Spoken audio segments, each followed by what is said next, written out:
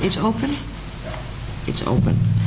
Okay, ladies and gentlemen, I am asked by Francesco Valli, the chair of the Magna Carta Foundation, simply to start. Let me first say that I absolutely appreciate to be here. And we did choose the right subject in the right moment. I will give an introduction in 5 minutes or 5 or 10 minutes introduction in the subject. In the last few months, or in the last time, we saw, and also member states discovered that our economies are very interdependent. And as we know that, then we also know that also for the social benefits and also for pensions, we have an interdependency. Member states cannot guarantee on their own the adequacy, the safety, and sustainability of the national pension schemes. And that is the reason that the European Commission, after the Green Book, came up with a white paper. We supported, as European Parliament, the Green Paper, but also the white paper. And I was nominated for the Green Paper as rapporteur for the Parliament, and now I am the rapporteur for the white paper. I think it's crucial that there is, for pensions, a sustainable and a long-term strategy to guarantee balanced financing of the pension schemes. And why should we do so? Because the older people in our societies are growing, and we don't have enough young people to finance these systems. And what the objective is of the European Commission is that financial sustainability should go hand in hand with social sustainability. And as almost everybody knows, European pension systems are under pressure because of the demographic changes, but also because of the financial and economic crisis. The sustainability and adequacy is discussed as from 2012, the working age population in Europe will shrink. And the crisis has led to political debates on the sustainabilities of governmental spending. Against that background, you have to see the debate which was initiated by the European Commission. As a rapporteur of the Parliament, I genuinely believe that EU coordination is necessary, particularly for the functioning of the internal market, the EU 2020 strategy, but also for the Stability and Growth Pact. Due, as I said, to the demographic trends, the increases in longevity and declining birth rates, we are facing enormous challenges. Many member states, as also for a big part Italy, with the pay-as-you-go systems, are confronted with big increases in costs now, but also for the future. And that means there is a growing pressure on solidarity, and there is also a heavy burden on the young generation. In 2008, there were 4 people in employment for every pensioner. In 2060, it will be 2 people in employment for every pensioner. Furthermore, young people enter the labor market at a later stage, and older people are not working until the statutory retirement age. In 2050, the labor force will be decreased from 305 million to 255 million people. And member states are, and it's a good idea, raising the retirement age, or at least are debating it. In my report on the Green Paper, I also wanted to call up member states to discuss linking the retirement age to the increase of the life expectancy. It's impossible to set a unique European retirement age because the life expectancy differs enormous in our member states. For instance, in Romania, a man is 69 and a Sweden man 79 will be 79 years old in average. The main focus, in my view, is that we have to promote longer working lives. But that also means that we have to promote active aging and solidarity between generations. We need to have more access to lifelong learning. We need more to do on healthy aging and better health and safety at work, in particular for those people who are older at the workplace. We need to overlook new adaptations of workplaces for older workers, for their needs, and also for more flexible working conditions for them and opportunities for perhaps a phased retirement. As I said, the problems on the adequacy, but also on the financing of the pension schemes differ in European countries. We have in the European Union, grosso modo, a three-pillar system.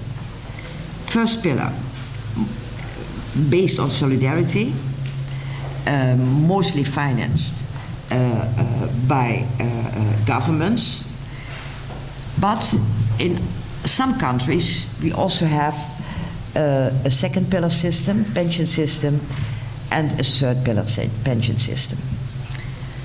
The second pillar is quite important in the UK, in the Netherlands, in Germany, Austria. It's the most important system. The second pillar system consists of a savings made by employers and employees.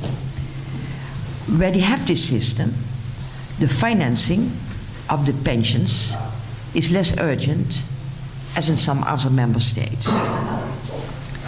Because they have put aside money for the future. This money is mostly in a pension fund or, as in Germany, at the balance sheet of a company. I think that it also is of major importance that in Europe we should emphasize the importance of creating there, where they don't have it, a second pillar provision as a right to every employee. And it's true that in the white paper, the European Commission encourages building up for the future such a second pillar. But at the meantime, they are also trying to start with developments opposite to what is going on now. For instance, the Commission proposes to apply solvency rules to IORPs. That means that if they want solvency for a pension fund, then they want to put there more security in, and the developments in our countries are going back because of the financial markets. So on that point, I have a strong view that a pension fund is quite different from an insurance, quite different from a banking system. So there we have to overlook what we will do.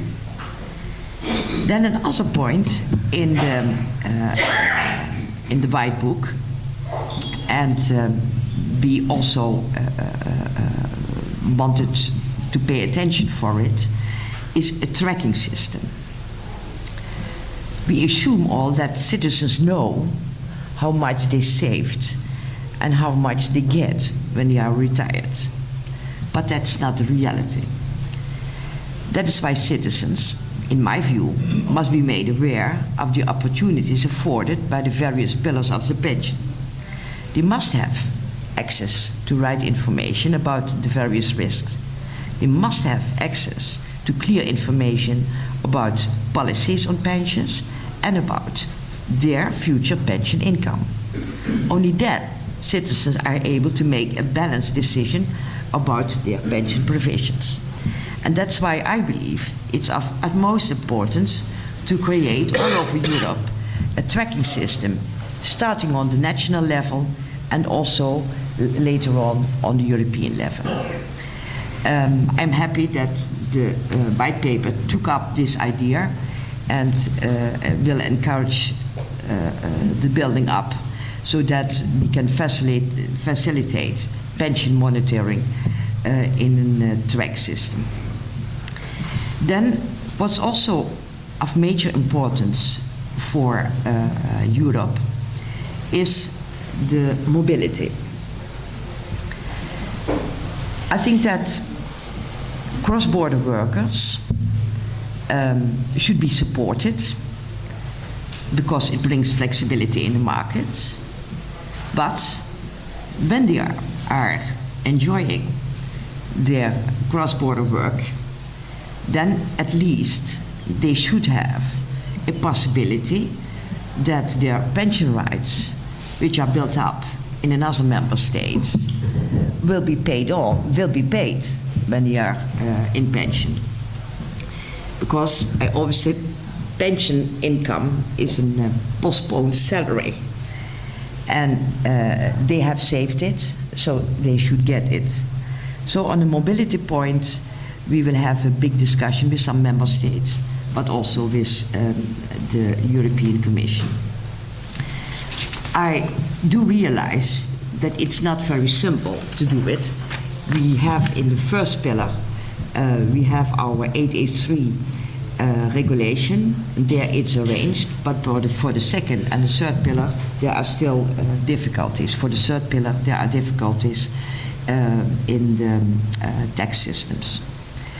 So what should be done in the next months is to discuss all together what kind of systems do we want,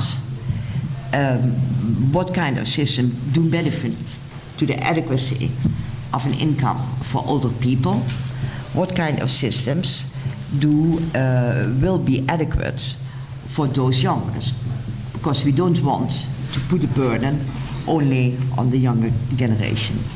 I think that's in broad the discussion we could have. What we will do this morning is to discuss Mr. Sacconi, Mr. Funk, Mr. Castro, Mr. Eriksson, Giuricin, Stoffas and Pamoli. They all get 10 minutes, and then we'll have a question and answers, and perhaps we can draw some conclusions. And with the conclusions, I also would benefit for writing my report, because I have to start it. So, thanks a lot.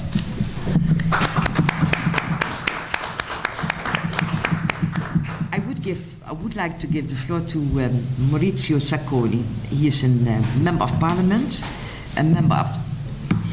He's not attending the meeting. He's not attending, okay. Who's then? Who's replacing him? Nobody told me. Huh? Nobody, okay. Then I have on my list Mr. Lothar Funk, Professor of Economics, University of Applied Sciences in Düsseldorf in Germany. You have the floor. 10 minutes? It's enough. Thank you very much for this.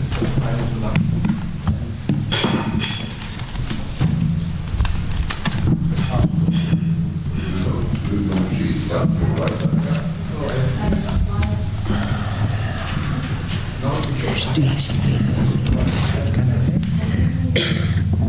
Some paper. Yeah, thank you very much. Okay, now the 10 minutes starts, I think. Yeah, we are in the year of active aging and solidarity between generations. The European Union level is important that you have a homepage at the end of this page, and this article published in Social Agenda, February issue 2012, poses the question, should we be afraid of population aging?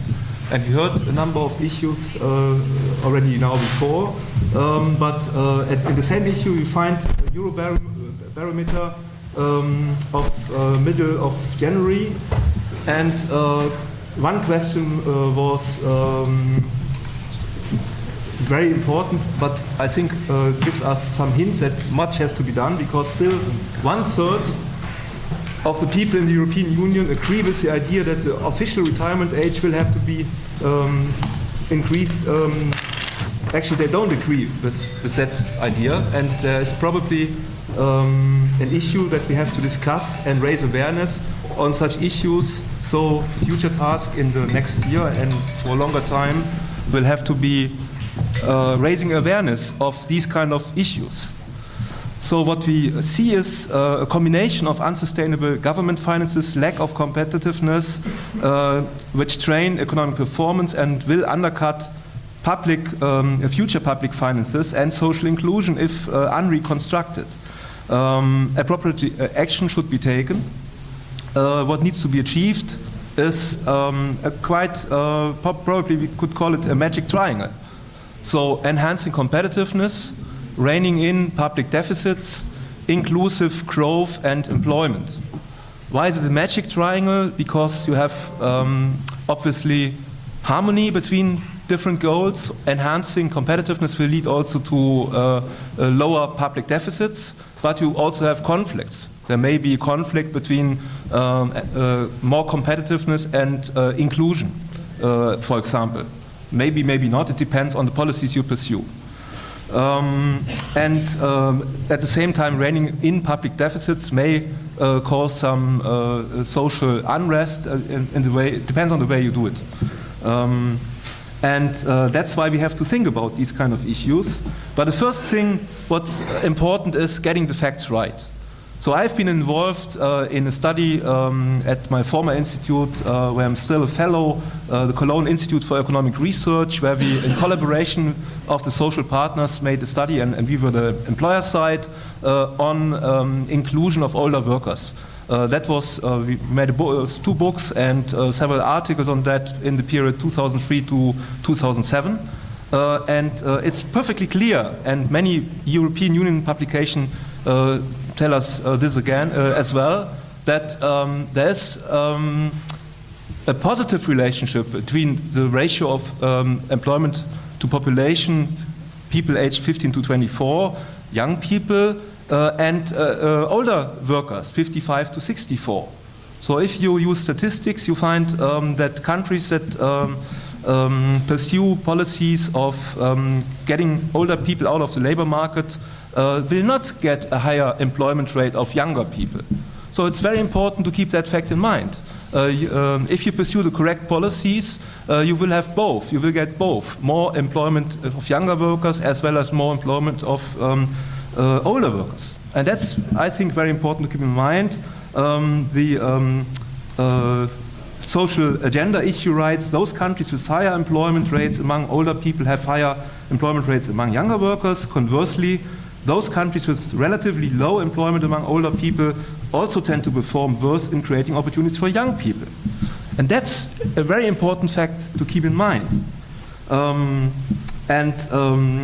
Furthermore, significant demography-related facts and related challenges include, above all, that labor supply understood as a population age 15 to 64 will shrink in several European Union countries.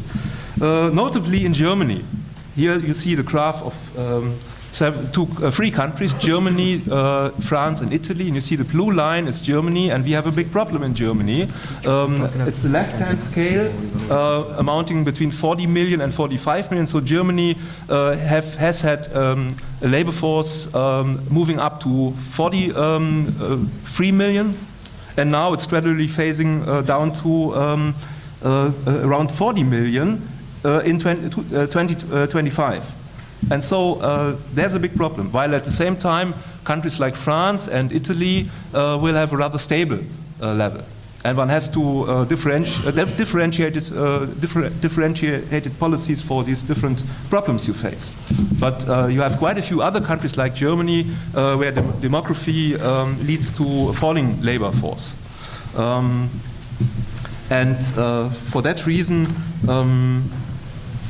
increasing labor market participation of the age group 15 to 64 is not sufficient very often in a country like Germany. You have to raise retirement ages for that reason in order to increase the number of people who are in the labor force. Furthermore, innovation and technological progress may be hampered by smaller shrinking populations. An increase in the old age dependency ratio will also raise costs in other social policy-related issues like healthcare, and probably one has to rethink the European Union budget to raise economic growth and shift probably also structural policies more away from older sectors like agriculture towards the new innovative sectors in order to increase growth potential at the European Union level. The fully justified specific goal of the EU for 2012 is to promote active aging by getting everybody to focus on what obstacles need to be overcome and how solidarity between generations can be strengthened. Awareness is to be raised. That's very important, that the debt problem in the European Union and particularly the euro area was worsened by recent financial crisis, but by no means entirely caused by it. So having here public debt prior to the financial crisis until 2007, we see that the number of countries were, as we all know, much above the Maastricht criterion of 60%. Notably, here you see the countries at more than 100%, including Greece and Italy. And if you look at others nearer to the 60% level, but in the good times, we didn't use possibilities to lower the problem. And now we have worse times. So if you look at the latest data, we don't have to go into detail on that, but you see the 2011 data show Greece is now 143, it's now even higher, Italy 119% and so on, partly related to shrinking GDP and so on, but saying that everything is related to the financial crisis is definitely wrong. There were the wrong structural incentives in the system. And one needs to be aware of that, otherwise one gets the wrong conclusions, I think. According to estimates, the pensions ratio with respect to GDP could be largely stabilized by raising the actual retirement age in the euro area by 1.5 years by 2030 and then by further 6 months by 2050, according to estimates by the European Commission. Incentives by governments for a short working life and simultaneous a long pension life are not compatible with aging societies, which we face in large parts of the European Union. Firstly, reforms which limit the generosity of current pension schemes for each year and work to actuarially fair values are necessary. At least we need to go into that direction. Furthermore, secondly, abolish early retirement schemes. That was one of the important issues we discussed in Germany, that we had several ways to get into early retirement, and you substitute, if you abolish one part of one possibility to move into early retirement, people moved into another way. So you must get rid of loopholes in that respect as well. And third thing is gradually increase statutory retirement ages in line with life expectancy in order to achieve the goals. And I know we have had quite a few reforms in that respect, very good ones, partly related to the crisis that we currently face, and that's the only good part of the crisis, that we move more into the correct direction from economic point of view. And also with respect to intergenerational justice, it's important to keep in mind that a treaty among generations cannot be called fair if a small younger generation has to finance ever-increasing numbers of pension holders who are living ever longer. That's obvious that you may increase, from a certain perspective at least, the solidarity among generations when you put in place the correct reforms. What I think is important, and the others will discuss and go into details more on funded system and so on, what we heard already before, the different pillars, but the interactions between openness of the labor market and pension reform is, in my view, very important. We see here, when we look at the employment rates of older workers just published by the OECD, this table. So do I get 2 more minutes? Yeah, I hope. So if you have this table here, the employment rates of workers aged 55 to 64 is particularly low in Poland, Hungary, France, Italy, Belgium, and Luxembourg. At the lower end, 40%, while it is noticeably higher in United Kingdom, Ireland, Finland, Denmark, and Germany, and at the highest level is Sweden.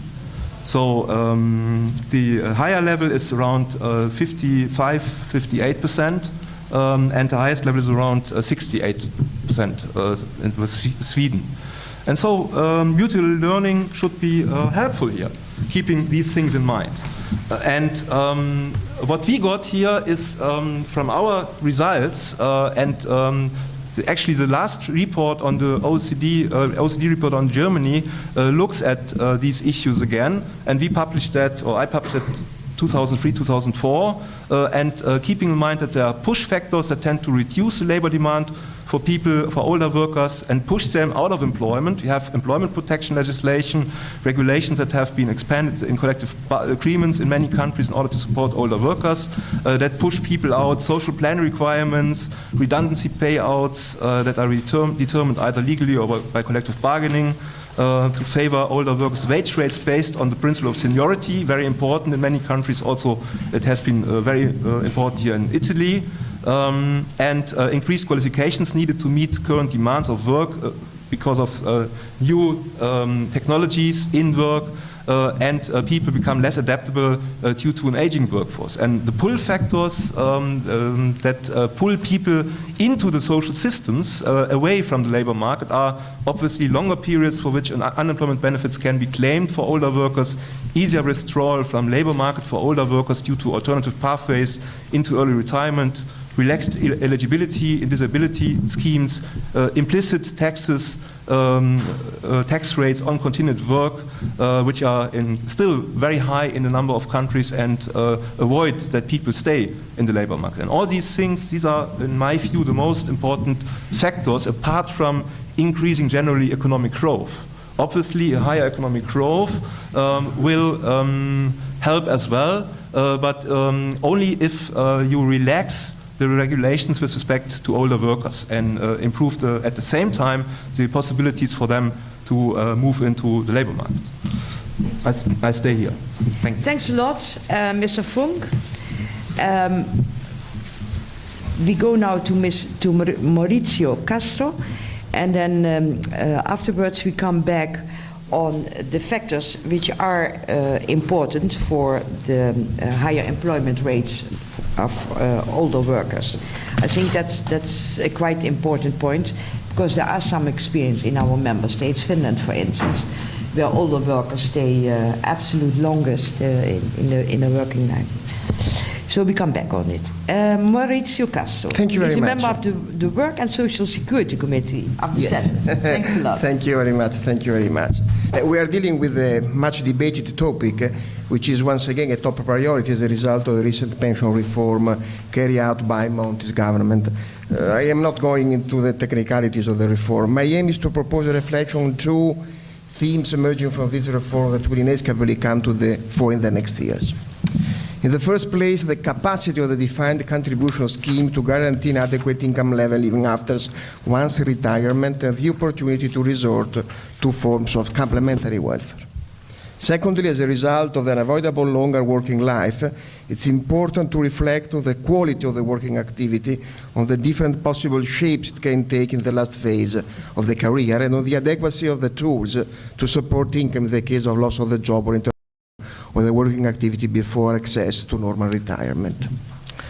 However, a small introduction is necessary before we start dealing with these two issues. What major factor triggered the crisis of the pension system to the point of making it financially unsustainable? Demographic developments. This will be the key argument underlying my presentation. Starting from the 70s and up to the mid-90s, the Italian pension system was based on a pay-as-you-go financing method in which income was redistributed among generations in the so-called pact among generations. The contributions paid by working people were used to finance current pension expenditure. The pension level was calculated with the defined benefit method, i.e. it was calculated on the basis of the average of the last year's earnings. The pay-as-you-go scheme is different from the funded scheme, as the latter implies a temporal redistribution of one's income and not among generations. The contributions paid today by workers are invested in profitable activities which will be used to fund the future pensions of the same workers and not those of prior generations. But why can't the pay-as-you-go method work any longer? A necessary condition for the functioning of the pay-as-you-go scheme is the existence of a large labor force providing funds for pensions.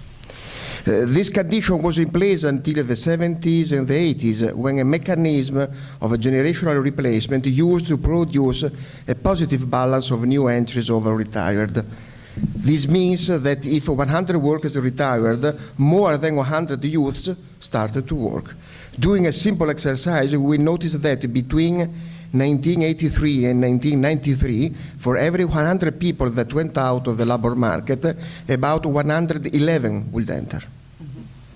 Starting from 90s, the situation was progressively reversed. Between 93 and 2003, there were only 87 potential entries to substitute 100 retired. Between 2000 and 2010, only 64 youths would substitute 100 retiring workers. You can look at the charts in the written text. But what has caused this negative balance? Of course, the decrease in birth rates due to the transition from the agrarian to the industrial society, the progressive emancipation of women, and so on. Moreover, let us not forget the increase in life expectancy of the population thanks to the improvement of the social and health conditions, the progresses of the medical science. The combined effects of these demographic phenomena led to a progressive aging of the population. Over a 3 decades time, the over 65s jumped from 13% to 20% of the population, outnumbering those under 14 that, during the same time span, decreased from 21 to 14%. At the same time, the active population, those aged between 15 and 64, diminished as a result of the exit of the baby boomers, those born between 1950 and 1960, from the labor market. There is no doubt that these phenomena represent a problem for pay-as-you-go financing method. As a matter of fact, a high portion of elderly workers exiting from the labor force is a never-growing burden on the working population, as the latter is constantly decreasing. The entrance in the labor market of many foreign workers would tend to be younger than the average of the native population, has only managed to partially slow down this trend.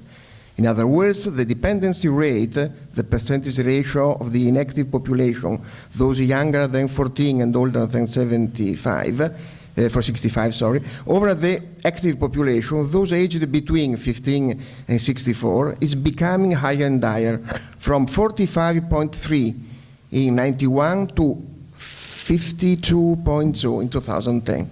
Thus, the pay-as-you-go system becomes financially unsustainable and grows into a cause of intergenerational conflicts.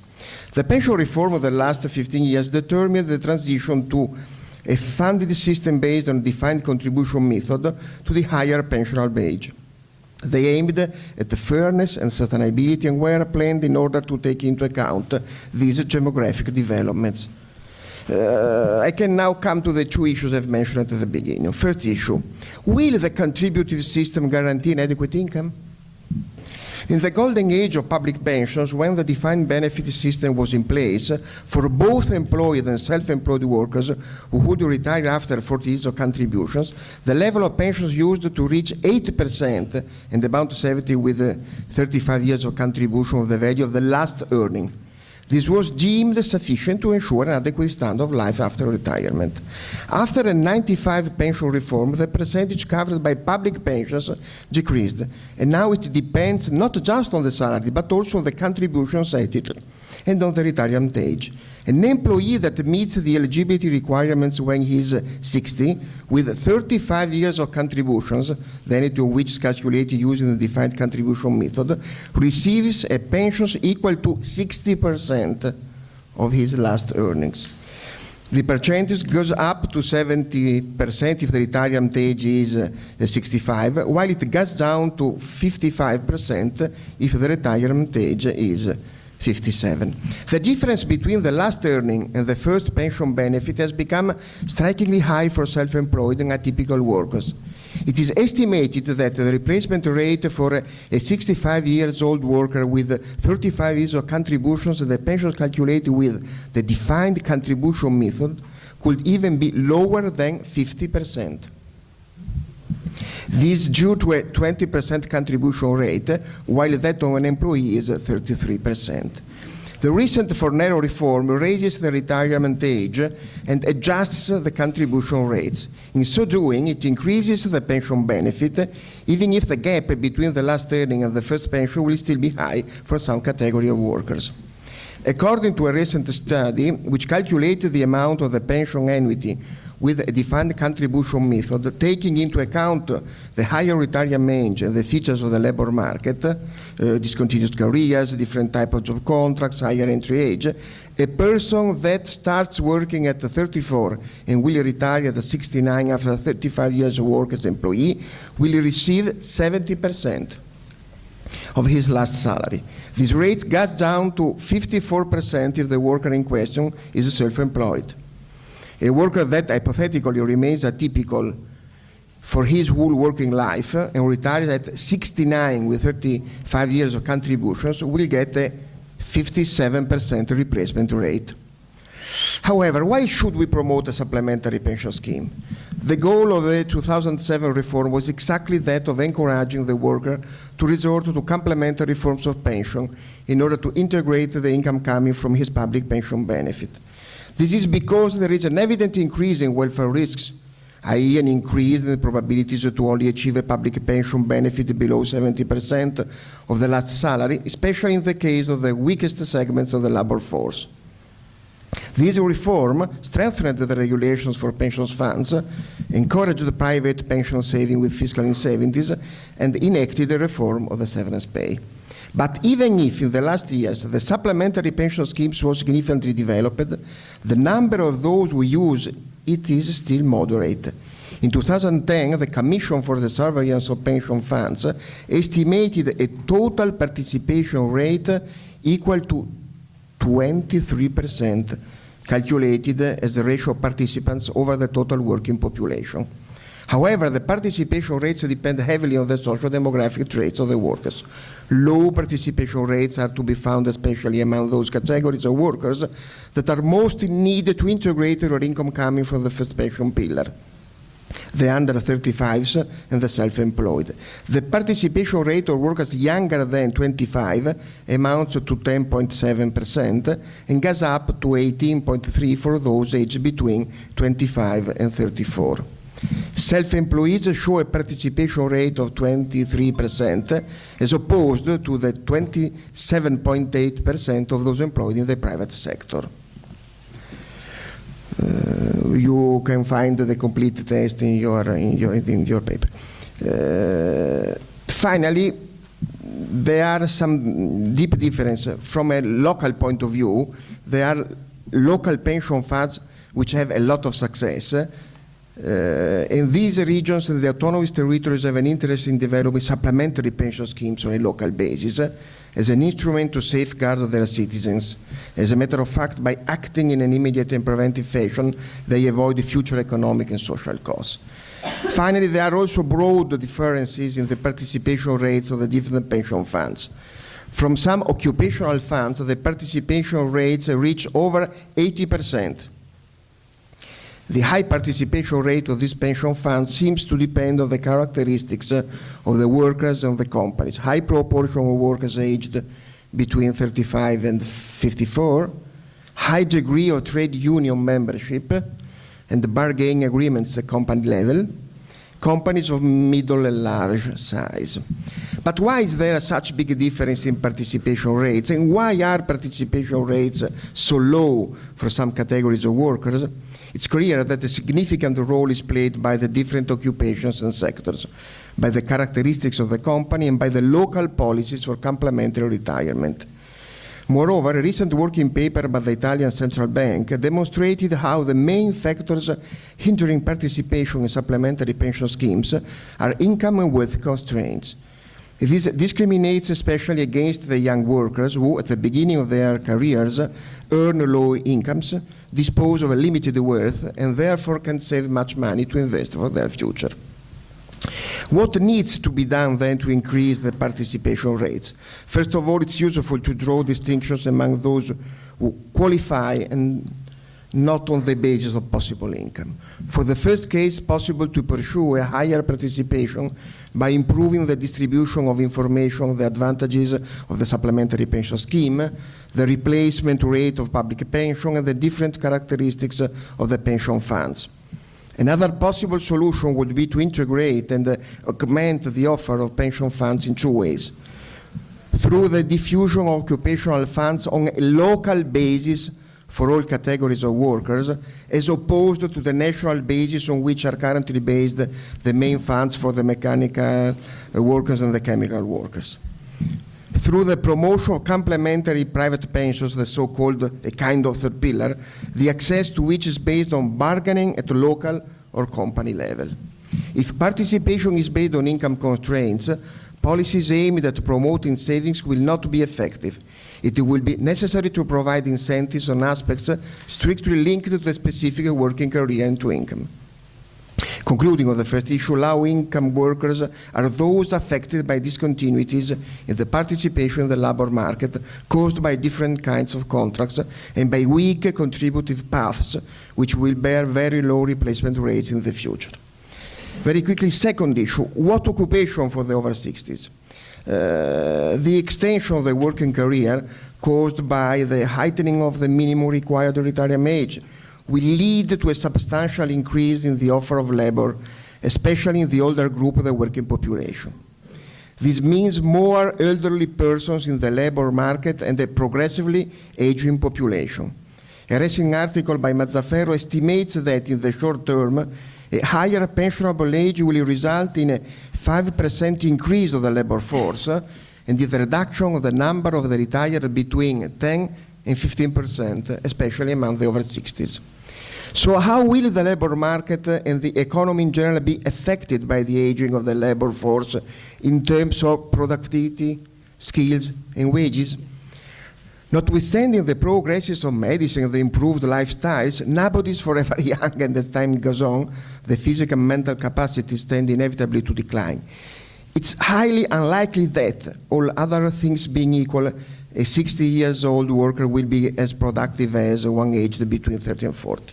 Moreover, in a phase where productivity has been stagnating in Italy for a decade, it seems unlikely that an aging labor force will be able to guarantee a new age of growth. A possible solution is that of augmenting the training efforts for the acquisition of new skills, especially computer skills, for those older than 54. According to Eurostat, in 2007, 11.8% of those aged between 55 and 64 participated in training programs in Italy, the European level being 21.7%. A second possible solution is to change the working position of the elderly workers within the same company or to transfer them to a different employer. particularly those carrying out heavy physical or mental activities, can be moved to more sustainable duties that will leave the level of productivity intact. There is a necessity to adapt the work position to a more variegated labor force and to create employment opportunities for elderly workers in order to promote an active and healthy aging.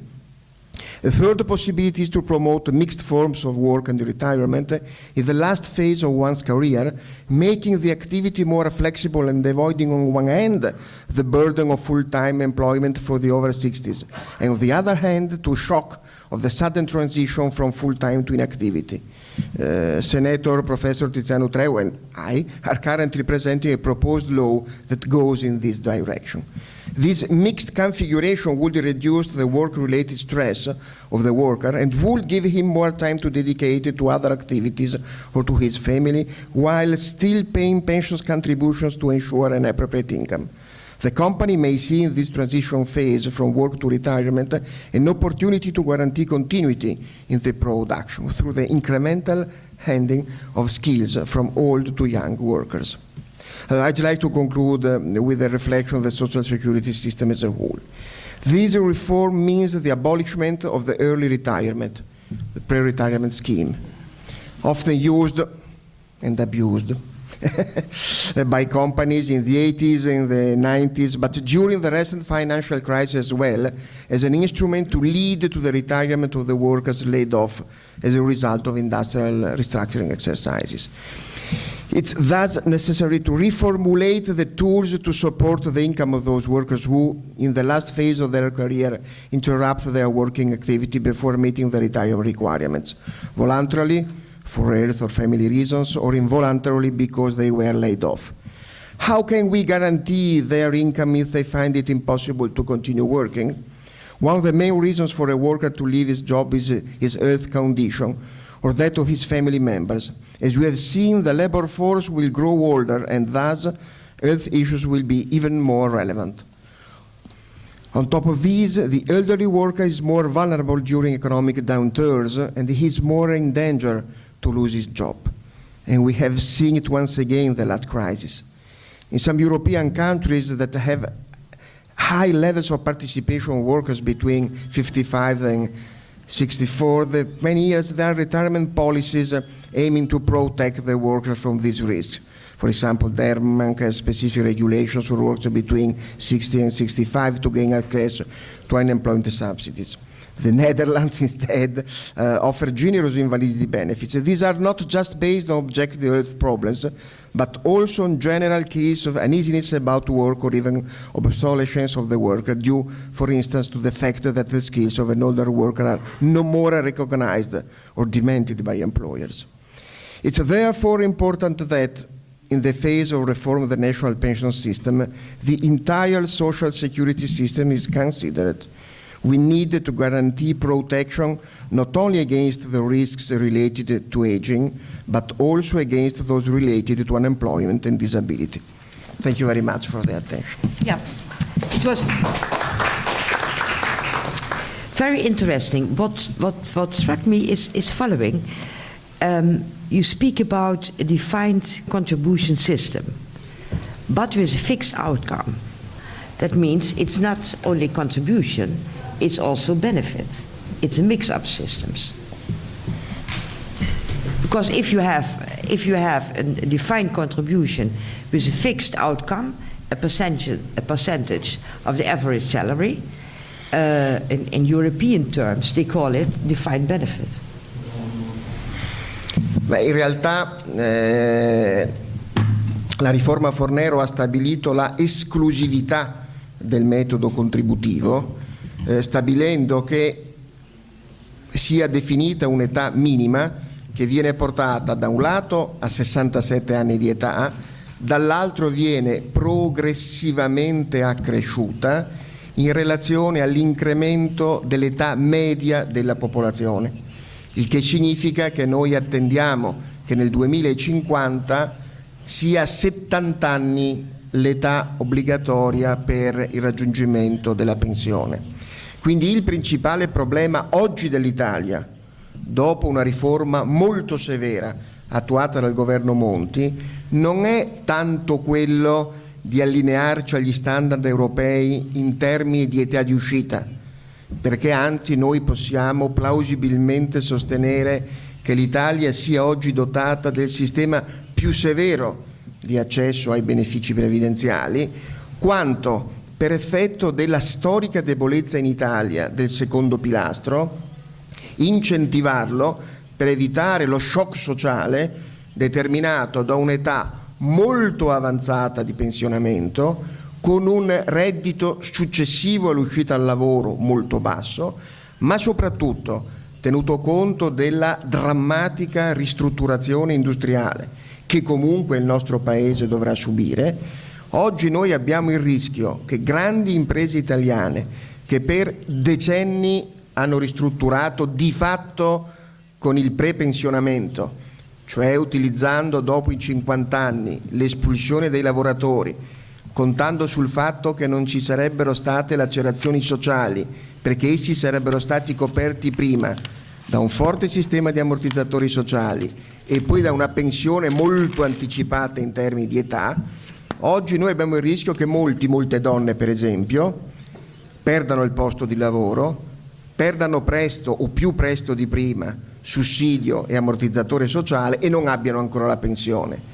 Qui andranno riformati pesantemente alcune tradizioni italiane, ad esempio bisogna investire sull'outplacement, che è una figura in Italia poco frequentata ma che diventa drammaticamente all'ordine del giorno della nostra agenda.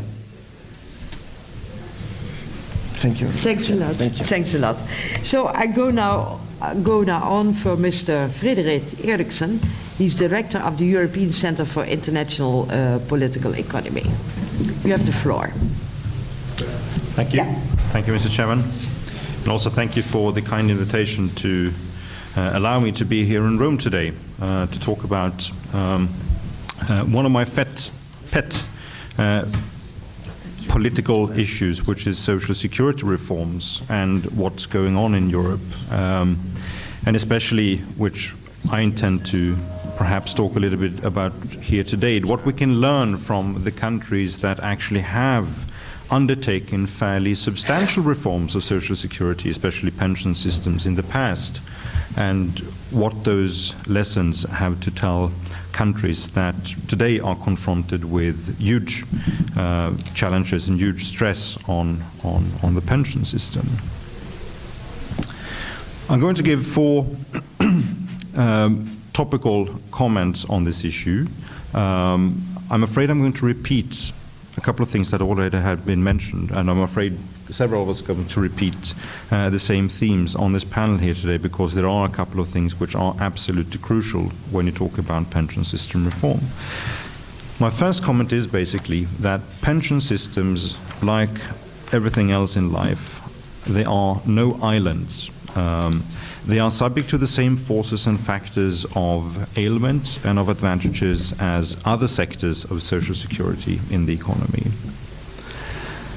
Some of these are, in Europe in particular, that we have experienced weak productivity growth in the course of several decades, that we have experienced weak economic growth also over a long period of time.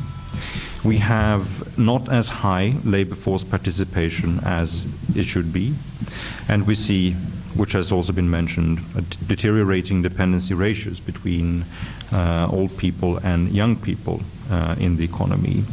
All of these 3 factors put a lot of stress on existing pension system, especially pay-as-you-go systems, but they equally also put a lot of stress on different forms of funded systems, which I will come to later. What we've seen in the past years is, of course, that the crises and the crisis policies have enforced many of these problems. If you look at the consensus view among most economists today, they will suggest that the medium-term economic growth for Europe is at best going to be anemic in the next 5 to 8 years. Long-term growth may improve, but at least in the medium term, we're looking at very anemic economic growth rates. We have seen deteriorating labor force participation ratios as a natural consequence of falling economic activity and the fact that unemployment has risen. There are, I'd say, two particular problems related to what has been going on during the crisis on this issue. The first one is that in several economies, we have seen that many young people have been unemployed, especially those people who had been working in what we could call typical bubble sectors, especially construction, real estate, etc. The problem is that many of these people are not going to get re-employed unless they're going to go through re-education, and many of them do not have either the interest or the financial inclinations perhaps to do that. And it's at some point they may. But the problem is that for young people that are getting unemployed in the modern economy, it's fairly difficult to return to an employment unless you do it very swiftly. And the sort of long-term unemployment trends that we're seeing for these young people today, I think is a cause of worry when it comes to finding the balance between young people at work and old people in retirement in future. The second point relates to older people, and in particular how European firms in quite many countries, not all countries, but many countries tend to use economic recessions as the period in time when you do structural reforms on the labor side of your company. And this is perhaps partly due to labor market regulations in Europe, which tend to make it difficult in normal circumstances to have a rational and easygoing type of severance from jobs from people. So what we see in many countries is that companies are using economic recession to ditch a lot of people, and they tend to ditch also old people in the age of at least 50 plus, but 55 plus. And what we know from past economic recessions is that many of these are going to find it extremely difficult to return to work and get an employment of similar kind as they had before the economic recession. This is also what we're seeing today, and I think this is one of the complications which adds to the general pattern of a deteriorating labor force participation, which is that we are perhaps, what we're seeing right now is we are permanenting young people as well as old people outside the labor market through this recession. I think, at least in my book, what these developments are suggesting is that pay-as-you-go systems will meet much greater stress in future than have done in the past due to these general economic development indicators for the European economy. But as I will come back to later, I don't think funded systems are panaceas either. My second point is more on a political issue, and it concerns societal trust, and especially the capacity of European countries today to form common identities which enables citizens to feel, have credibility in the public system and believe that whatever happens in future, we're going to find a fair and equitable approach from governments on these issues. What we're seeing is, when you look at any kind of opinion survey across Europe on trust in society, trust towards institutions, and trust towards other citizens, you'll see it's falling. And it's falling for a number of reasons. If you look at the social security systems, a lot of people tend to believe that money is being handed to the wrong kind of people through the social security system. Many people certainly expect less from social security systems in future, and consequently are not willing to pay as much as they have done through taxes to social security. Most people tend to believe that they are themselves net contributors to the social security system, even those people that obviously are not. Trust in low-growth societies tend to be even worse and tend to decline even faster than it does in other societies. And I think this is, one of the profound existential challenges to any kind of public security, social security system in future, that in order to motivate people to use the tax system to either provide for an insurance-based solution or for redistribution, you need to have at least some element of a common identity, and you need to have trust that authorities that are tasked to do this for you will execute it in a fair and equitable manner without causing any other types of problems. Of course, one of the trust problems we have right now is between generations, and the fact that we have cohorts of people getting closer to retirement that were baby boom generations. This has already been mentioned. The only thing I'd like to add to this particular discussion right now is that when we look at that intergenerational divide, I think we need to consider much more than the pension system. I think we need to look at the debt and capital profile of generations in a much more larger extent. I mean, if I compare my generation to my father's generation, I feel like I haven't won the lottery here. I needed to pay quite a lot of money in order to get an education, and when I entered the labor market, it was completely impossible to basically use existing capital that I had built up to get, a first flat, somewhere to move. When my father graduated from university, he was 24. He had created a family at 27. He bought a big house in Stockholm at the age of 28. He had a normal income, but at the age of 50, he had repaid the entire loan for that house. If I'm going to do that, it's completely impossible. I'm not going to be in a position to be able to repay the mortgage on a house in the same way as early generations were capable to do. So what we're seeing, of course, is now people that are closing in on retirement that are well capitalized and are much more capitalized than ever my generation is likely to be. My third point is on institutional structure. Don't compare your father's education with yours. Sorry? Don't compare your father's education with yours. Because for him, in his youth, it was not as simple to travel what you could do in your youth. Sure. I mean, there are lots of differences, of course, between generations. The only thing I'm looking at is the debt and capital profile of different generations, and that, of course, doesn't take account of other joyful parts of life, like traveling or living abroad. There is a double income now.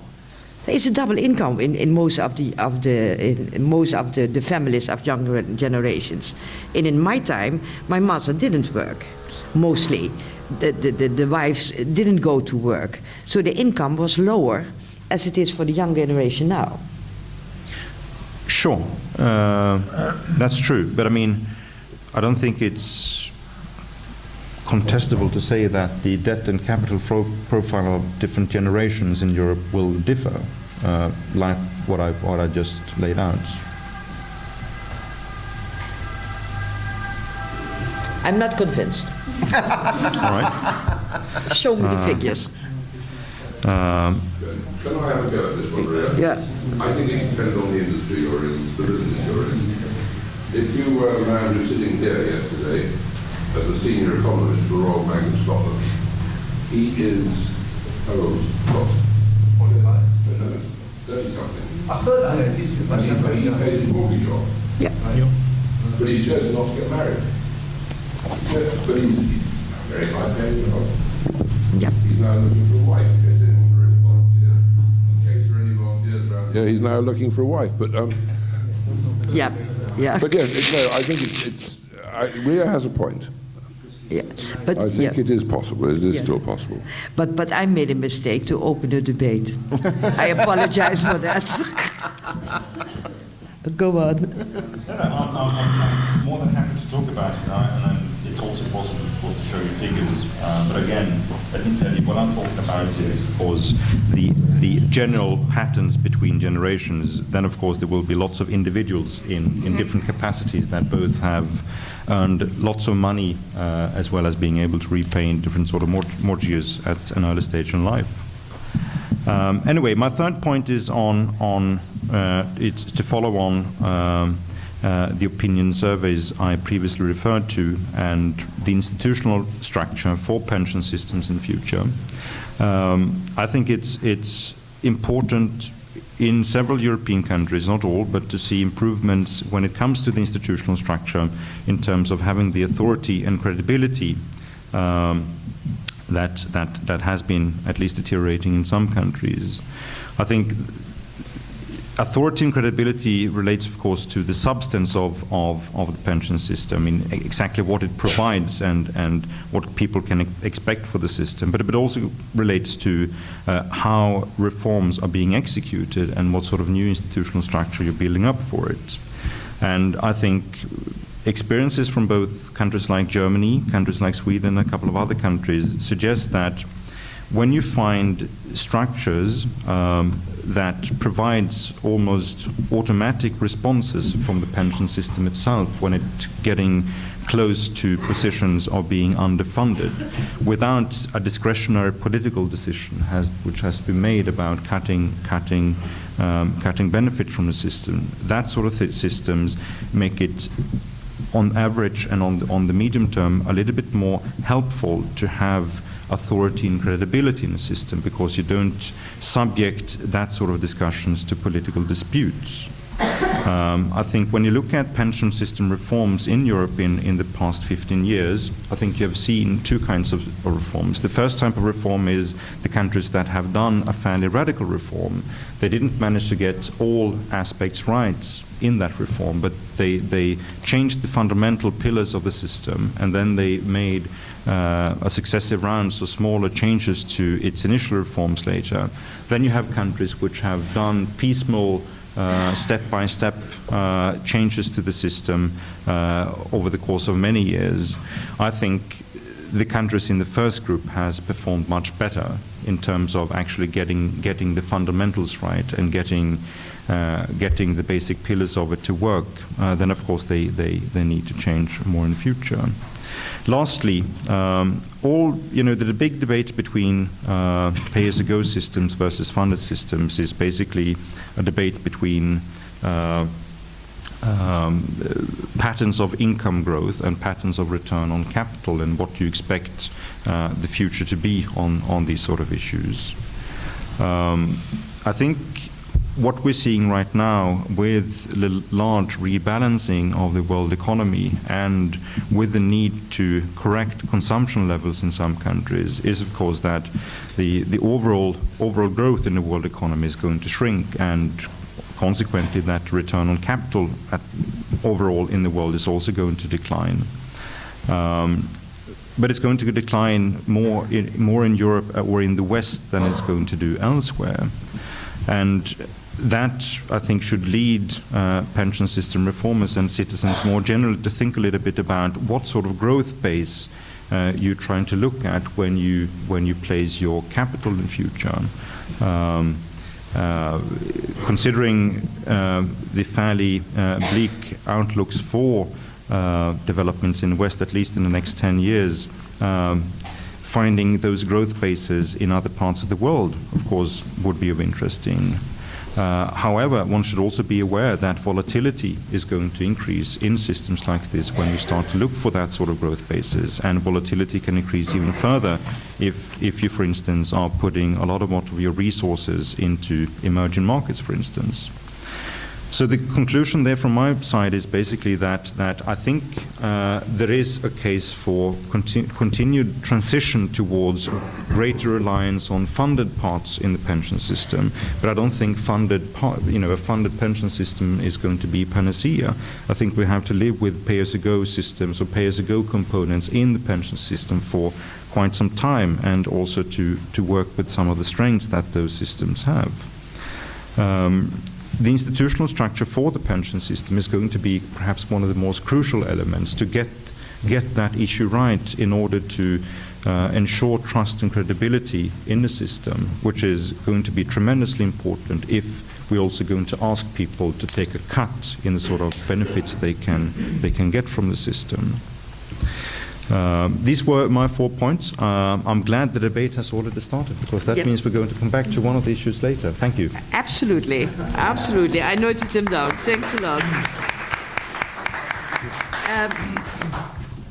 Now, now I would like to give the floor to Christian Stoffas, President of the Institute for Research on International Economy in Paris. That's step 2. You have the floor. Thank you, Chairperson.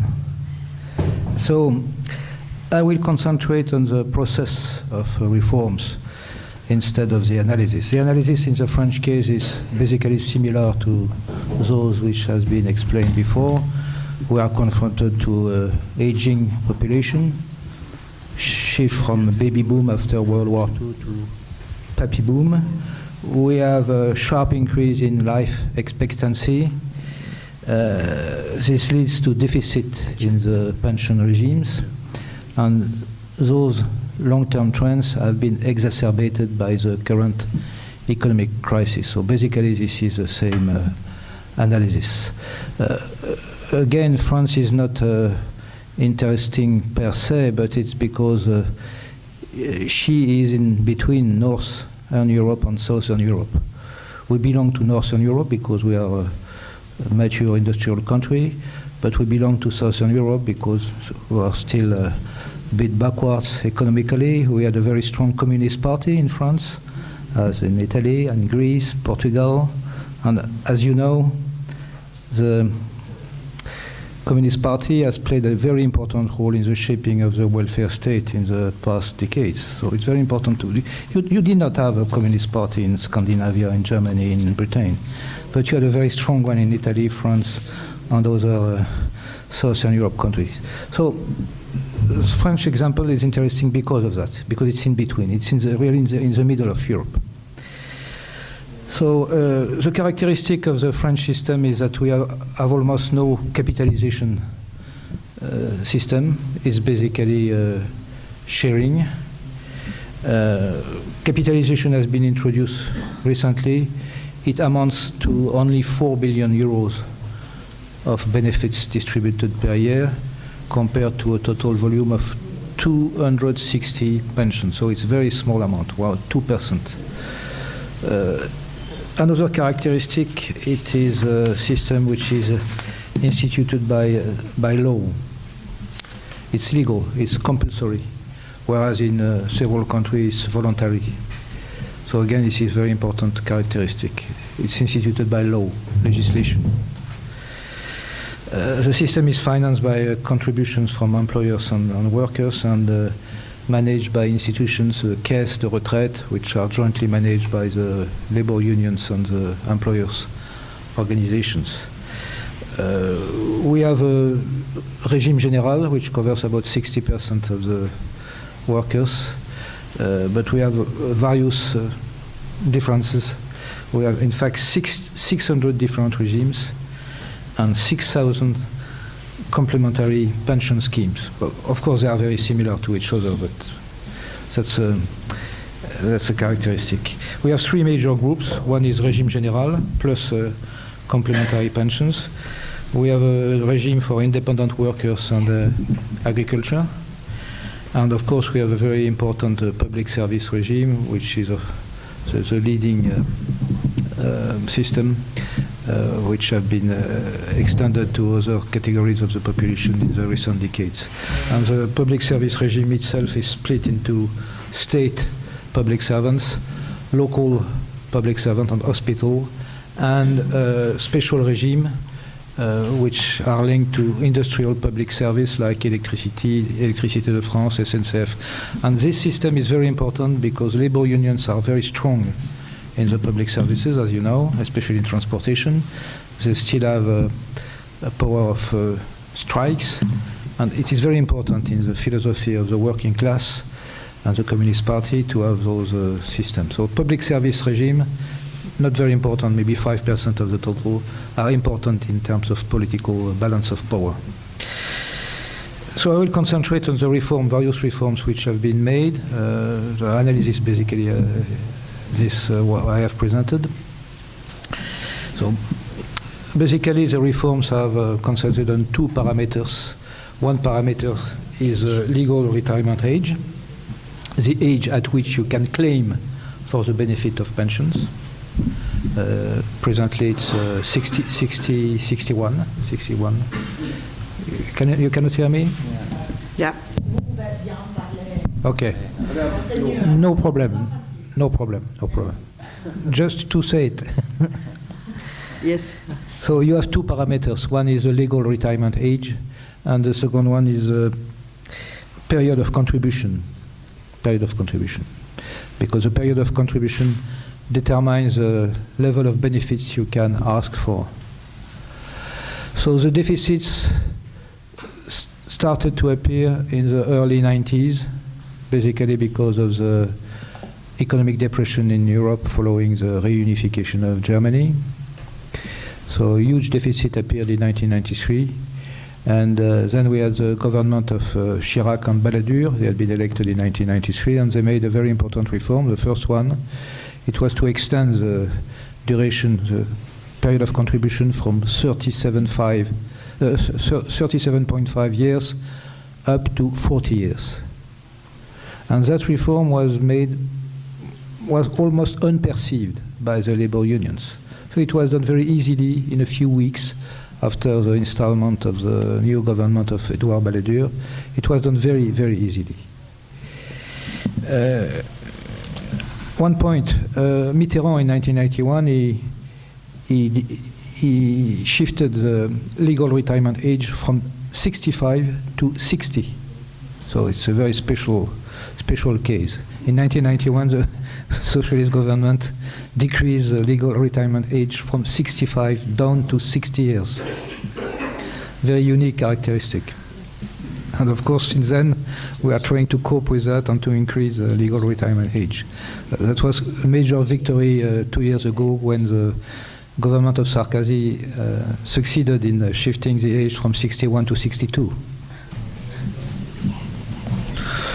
So this was the first reform, and it was easily done. Because before, everybody thought it was impossible to reform the retirement, the pension system. It was such an important factor in the welfare state. It was considered to be unreformable. And it was done very easily. So that first reform was followed by several other reforms. I will mention a few. You had Juppé. Alain Juppé was prime minister in 1995, and he tried to make a reform of the special regime, especially of the SNCF, railroads, and electricity, EDF, and he failed. There was a 3 weeks strike in public transportation in SNCF, and the government withdrew its project, its reform. And as you know, when you withdraw confronting a strike, it's very difficult because you lose face. I recall that Maggie Thatcher led a fight of 1 year long against the National Union of Miners in 1994, and she won. Juppé failed. And this is why Chirac probably lost the election later. Was she prepared for it? No, it was not prepared because... Yes, she did. She built the coal stock. Yes, I know that. She built up stock of coal. So in 2003, François Fillon, he was not prime minister at the time, he was minister of labor and social affairs. He made a very important reform to raise the period of contribution in the public service schemes up to 42 years. Then in 2007, Sarkozy, it was in his program, his presidential program, he succeeded in reforming the public service scheme, exactly the reform on which Juppé had failed 12 years before. So he succeeded, also very easily. The labor unions tried to mobilize and to undertake strikes, and they failed. They did not attract any support from the workers. Of course, this was a major victory, because it was a reverse of the loss of Juppé in 1995. Because we are doing politics, so we are in symbols. Then in 2008 there was a Wirth reform, Eric Wirth, and that reform shifted the legal retirement age to 62 years with a 3 years transition period. You see, it's not much. So it's not much, so there was not much reaction against it. And I suspect that the government did it by purpose, because of course the labor unions, it was impossible for them to mobilize the workers, because it was such a modest reform that workers did not understand why they would resist. So, and also that reform instituted a contribution from income tax from the general budget to the pension system. So basically this is a place we are now standing. I guess that first conclusion, the reform of the pension system is not one shot. It's a long period, step by step. Accumulation of minor reform, acting on the various parameters like legal retirement age and period of contribution, step by step, not one big revolution. Another conclusion, it was relatively easy to do because as the labor market regulation we discussed yesterday, the pension system is one of the major components of the welfare state, which was installed 50 years ago in Europe. So now we are dismantling the welfare system, and the conclusion is that it's not so difficult. And of course we are now entering a new phase in the dismantlement of the welfare system. This is the golden rule and the budget treaty, which was signed last week in Brussels, because of course those reforms are going to be increased and developed in the years to come. Thank you for your attention. Thanks a lot. Only one remark. When in the beginning of the 90s, Mitterrand changed the system, instead of a retirement age of 65 going to 61. In my country, in the Netherlands, we introduced late 80s, beginning of the 90s, pre-pension systems. So that meant that we all thought at that moment, that very moment, that it was necessary to send older people out of the working process and introduce jobs for younger ones. That was the thinking behind. So that it happened in France. It was the same in other European countries, and I think also in Italy. Thanks a lot. I go then back to Mr. Guet-Shin. He's fellow of the Bruno Leoni Institute. You have the floor. Thank you very much. Okay. Thank you very much for the invitation to European Ideas Network in Jakarta. I want to present you some data. First of all, when we speak about long-term growth, we have to see the growth of GDP, GDP per capita, GDP from 95 to 2010. We can see now the Euro area, the 17 countries. This is the average in this period, and the European Union 27 state is equal to 100. Okay, so you can see the development of the Spain, that in the last 15 years, from 95 to 2006, we have a big development of economy during the Aznar leadership. And we can see also the Italy path. That is a very dangerous path, because in the 95 just to 99, Italy was the second economy for GDP per person. Now we are at the level of the Spain. So we are under the average of Europe. Okay? So when we speak about growth, we have to see the scheme, and we have to understand this scheme, this path. I think that there's a lot of problem about sustainability of, if you want if we want to see a long-term strategy. First of all, there's financial crisis. Financial crisis is very strong, we know very well, and the real problem in the financial crisis is now the sustainability of the debt.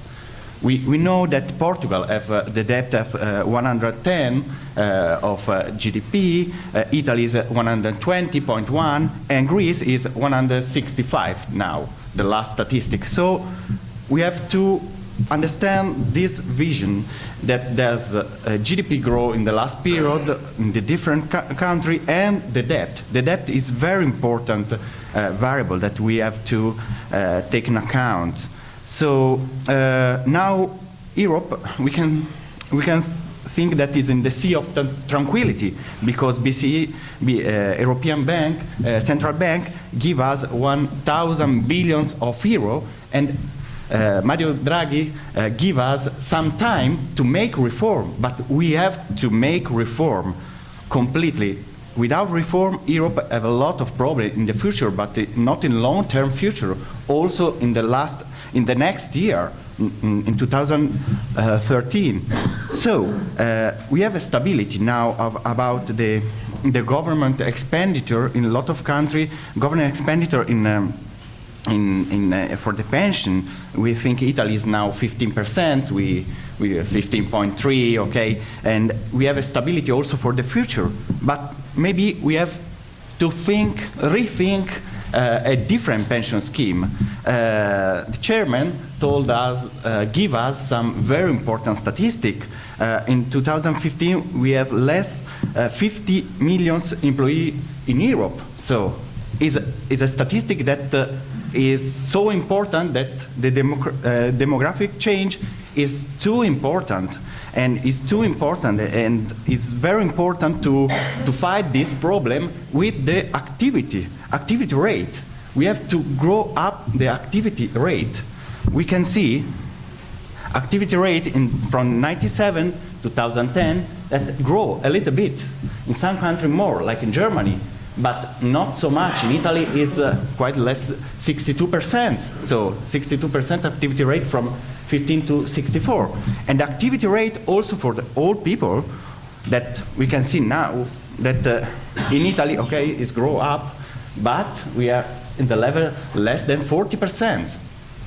So it's a real big problem. So related to this second problem, the demographical change, and there is another field that is very important for politics in European Union. It's the labor market. Italy, we start for a reform now. We are speaking about this reform. It's very important to achieve this reform because labor market in Italy have a lot of problems. We can see this activity rate, 40%, when in UK is 60%, also in Germany is more than 60%. So I think in the labor market there are two different problems, real big different problems. The first one for the young people, when we see this unemployment rate, we can see the Spain case that is very dangerous. We know, I don't want to tell why this problem in Spain, but when we see this unemployment rate, there's another employment rate that is for the young people. When in Spain, the unemployment rate for the young people less than 25 is 49.9%, you can understand that there's some problem in the market. So we have to reform the entrance in the market, and also we can see to push out people in the market, flexibility in the exit of the market, because we have to reform all this scheme. Because the second problem is for the old people, that the participation rate in lots of countries is too low. And there's a kind of myth when we think that the flexibilization of the market is a problem for the society and people doesn't understand that it's real important to cancel this duality of the market, because in Spain, for example, there's flexibility in the entrance in the market, but for the exit is very difficult. And now Mr. Rajoy make this change for this reason, for the exit in the market. So it's very important to have a flexible market with all the security, the flex security we can think, and all this kind of. But I want to show you the general government expenditure for all age and survivors. This is this kind of statistic that Eurostat that show us. So in 10 years, we can see that all these big countries have a big up of the expenditure for this for the pension scheme. So it's a challenge. It's a real challenge for the politics. So I want to show you a different point of view, because Istituto Bruno Leoni is a libertarian one point of view, and is a libertarian point of view also about reform of a pension scheme. I understand that it's not possible to introduce very quickly or completely this system in Europe, but there's some country in the world that have a lot of reform and also privatize the social security. We can see the Chile's private pension system in the 81 have completely privatized this social security. So the retirement age is determined by the worker. So it's the decision of the worker that I want to go at 65 to the pension, and I can decide 60, 65 is my complete responsibility. So it's very important that the responsibility is personal responsibility. There's a link, individual benefits to individual contribution. And I don't want to show you all this system because I have no time. But is it mandatory? Is it mandatory? Yeah. Okay, mandatory system. Yeah. And this is 30 years that now there's a Chilean reform system, so 31 now, quite 31. There's some benefits like 93% labor force enrolled, so annual real returns on pension investment average over 10% since also with the economic crisis, so 10% real. And other benefit, the domestic saving rate has climbed to 26% of GDP. So Chile, in the last 15 years, I studied the investment sector in Chile for highway and this kind of, there's some private fund that invest in the infrastructure in Chile because it's a typical long-term investment that a private fund can make with the fund of the pension. So there's also a real important effect also in the economy. So I understand that it's not possible to introduce this system in Italy or another country of the European Union in 1 year, but it's important that know that there exists another system, so to understand that it's possible to change. And so thank you very much for the attention, and here you can find my contact. Thanks a lot. Big message, rethinking the pension systems. Thanks a lot. Then our last speaker is Fabio Pamoli, President of the Center for the Economic Analysis of Competitiveness, Markets and Regulations, the CERM Foundation. You have the floor. Thank you, Chairman, and thank you to the organizers for the invitation. I've been taking notes, and I'll move from an original presentation which was data-driven and oriented towards a specific area to some thinking and reflections based on what previous speakers raised and the questions and the issues that were raised. Starting from the last presentation, I think it's important to have examples, counterfactuals, but it is also important, especially here, to think about the resilience of the equilibria which have been established within an economic and institutional setting. It is not by chance, I think, that the issues we are discussing are really at the core of the very same notion of social market economy in Europe, and they are deeply rooted into the institutional equilibria that were reached within each member state. So it's important to think about the broad categories and problems and issues we are facing now, in order to see where to find a kind of an attractor, I think, for policy and for politics, in terms of what kind of equilibria we think we can reach, maintain, and what kind of targets we want to identify for political action. Targets which cannot be imported in the French Revolution in Naples. Because when we tried to import the French Revolution in Naples, it is not by chance that we failed.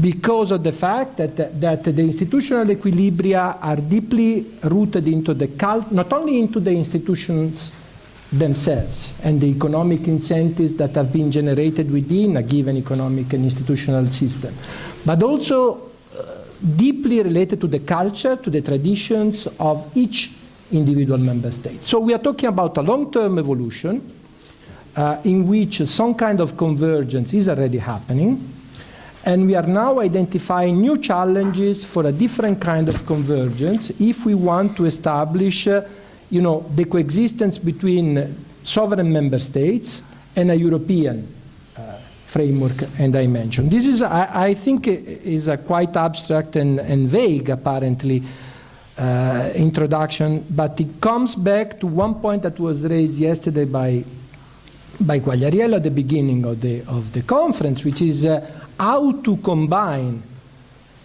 different goals and different very broad and general goals within the differences that already exist and that will continue to exist among member states. That is to say, how to generate opportunities for the young, offering security for not only for the old, but for people for people of our age.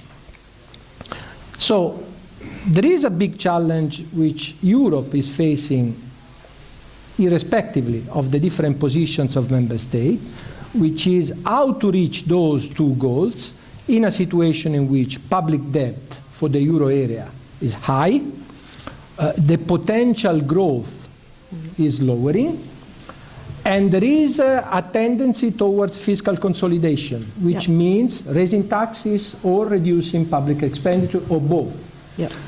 And this is basically at the core of the challenges that we are talking about for the pay-as-you-go system, which is based either on general taxation or on contributions, but is basically affecting the labor force. And this is key because obviously this is affecting not only labor costs, which is the discussion going on.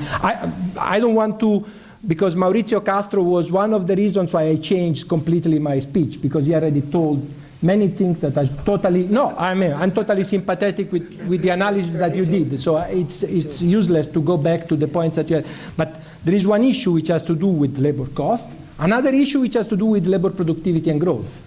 Because obviously by increasing pressure on the pay-as-you-go system, we are also unintentionally negatively affecting our potential growth. So this is, again, a general introduction, but coming back to the question that was raised at the beginning of the conference, there is a fundamental challenge for the social market economy notion nowadays, which is how to establish a new intergenerational equilibrium.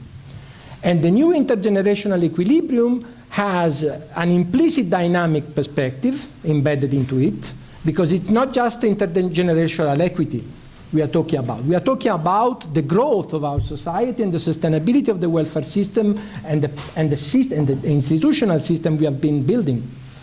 And so the intergenerational dimension brings a dynamic dimension, which means that there is a general discussion which has not been sufficiently developed until now at the European level as a whole, which is exactly the equilibrium between pay-as-you-go and capitalized funds, which is not only related to pensions. There is another problem, I think there is a missing point in our discussion, which is healthcare.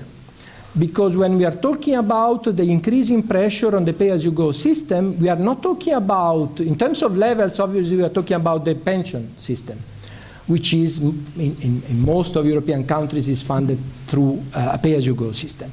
But in terms of the derivatives, in terms of the trends of growth, we are definitely talking about healthcare, which is the most important challenge to the sustainability of our public finances as far as the welfare system is concerned, and is it's the fundamental challenge to the sustainability of the pay-as-you-go system.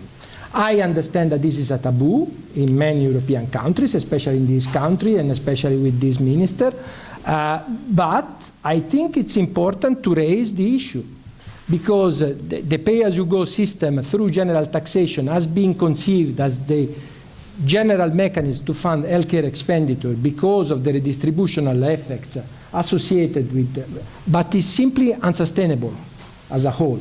And there is another reason, which is basically the changing nature of healthcare expenditure, because the borderline between pension expenditure and healthcare expenditure is changing in time. 10 years from now, the gray area between pension expenditure and healthcare expenditure due to increasing long-term care expenditures, increasing life expectancy because of the higher incidence of chronic diseases and chronic patients and so on, will be expanding. There will be an increasing overlap between pensions and healthcare, and I think the funding of pensions and healthcare has to be conceived as a whole, not as two separate problems and domains as it has been until now, but we need to anticipate the future contingencies, designing the coexistence between the pay-as-you-go system and the capitalized system. I'm not talking about, importing the French Revolution in Naples. I'm talking about a discussion on how to reach a balance into a diversified system in which you have the pay-as-you-go, which cannot be, eliminated or deleted from our systems, and an increasing role for a responsibility-driven, income-driven, work-driven, capitalized component for both pensions and healthcare. Because this is going to be the key for the sustainability of the systems, and I think it has to be one point of discussion for convergence at the macro level in Europe, because it's really at the core of, and again I'm repeating myself, but I want to emphasize this, at the core of the very same notion of social market economy for the future, combining security and growth, combining freedom and social protection. This is why healthcare is important, why healthcare expenditure is important, because I told you that I don't want to share the data now. They are available, and I'll be happy to share the data of the medium long-term projections that we have been elaborating for different European countries, but I can tell you that for sure the healthcare component is the one who's going to represent the real challenge for most European countries in terms of the growth, the expected growth. So either we anticipate that growth, designing a complementary pillar since now for the young, not for those who are already getting old, because those will basically have an alternative being taxation or insurance, but also insurance, as the United States experience is telling us, is another form of pay-as-you-go. So it is not just by moving from it's not a dichotomy or an antinomy between public and private we are talking about. We are talking about the intertemporal dimension. Obviously, there is then an important implication of what is private and what is public, and what is, yesterday there was a very interesting discussion on incentives and rules. We are talking about the incentives which are associated with the responsibility of the individual during the working age to build his own future. But at the same time, we need to diversify the funding of the system, because if not, the volatility, as you raised before, will be too high. So how to establish a balance between the pay-as-you-go system for the entire welfare system, which is healthcare and pensions, and a capitalized system, I think should be at the core of our analysis of the relationship between those different components, that is to say the labor market, the pension system, and the healthcare system.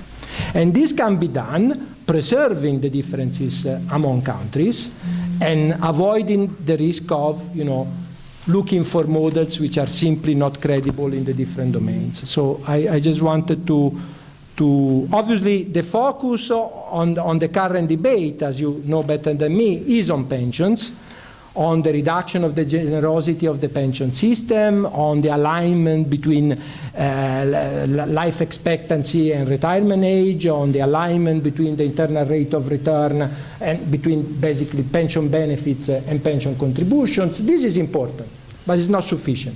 And this is an important point, which is a missing point in the current debate in our country on the reform of the pension system, which is somehow compressing the discussion hic et nunc without providing a sufficiently articulated perspective on the long-term view, which I think is both a policy and a politics challenge. Thank you. Yeah. It was quite a very interesting addition to this debate, also to speak about healthcare issues. And I think you are right. There are two challenges. But to connect pension with healthcare is also dangerous, in a sense that the healthcare expenditures in most of our European countries is dominated by technology. So higher costs in healthcare come from technology and not from a growing population who is older nowadays, I think. But we can discuss it. I noted it down after the coffee break. So we will have a coffee break for 10 minutes or something, 15 minutes? Yeah? Okay. Over there. You?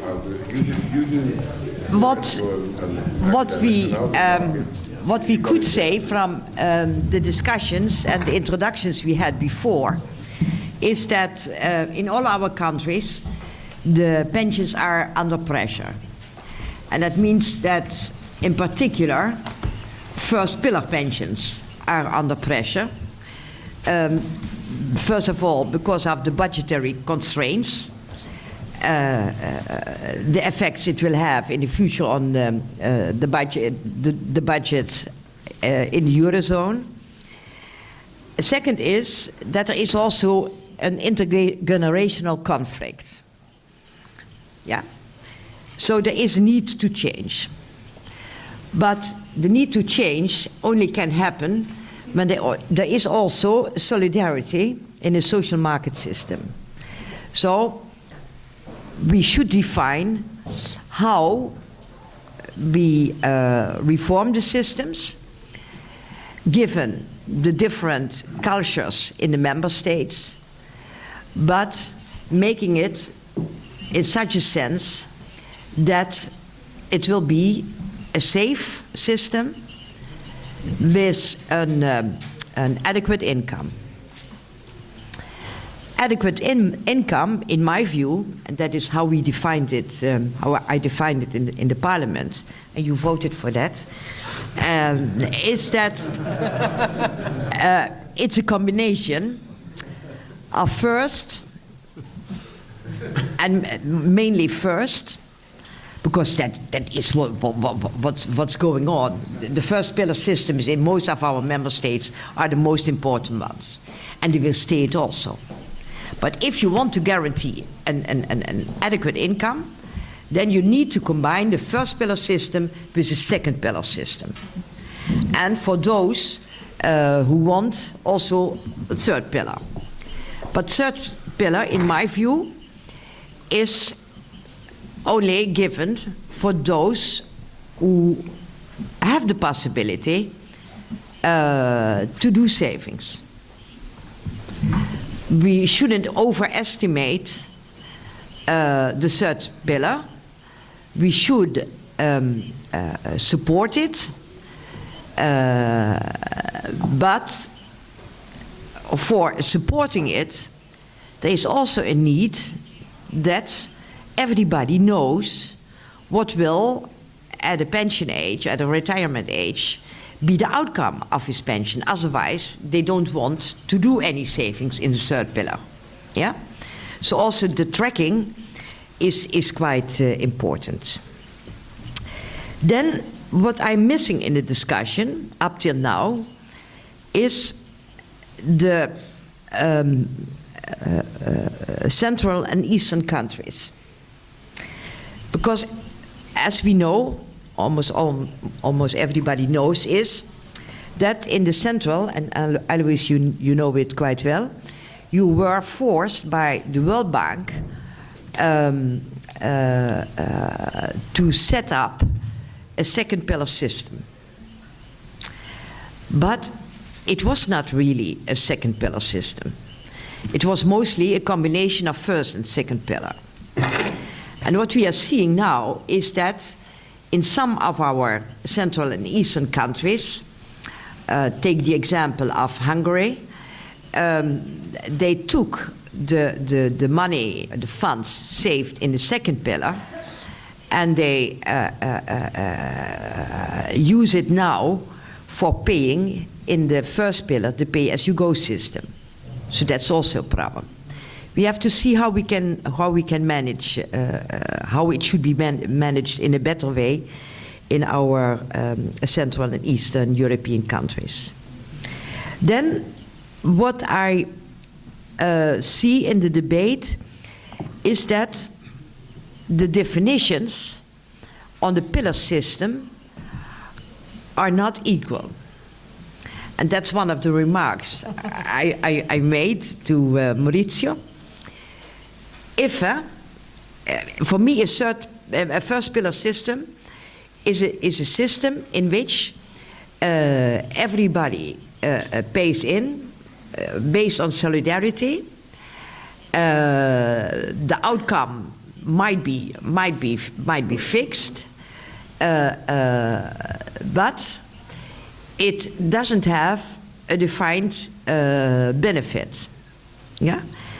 In my view, it's a defined contribution system where everybody is funding in via a tax system or social security, but doesn't have the defined benefit. If you pay in, then you get 70% of your last earned or average income. Yeah. Perhaps we have to look at that. What we mean and what our definitions are. And we see that there is a variety in definitions. And then what is absolutely interesting for me was the Italian local initiatives. Perhaps we could elaborate a bit more on this.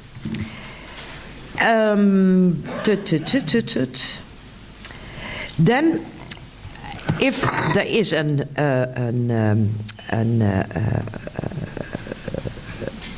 problem on the labor market and an intergenerational conflict, how do we solve that? We want to have more labor force. Looking at the example of Italy, then you see there's a lot to win if you would have more women at work.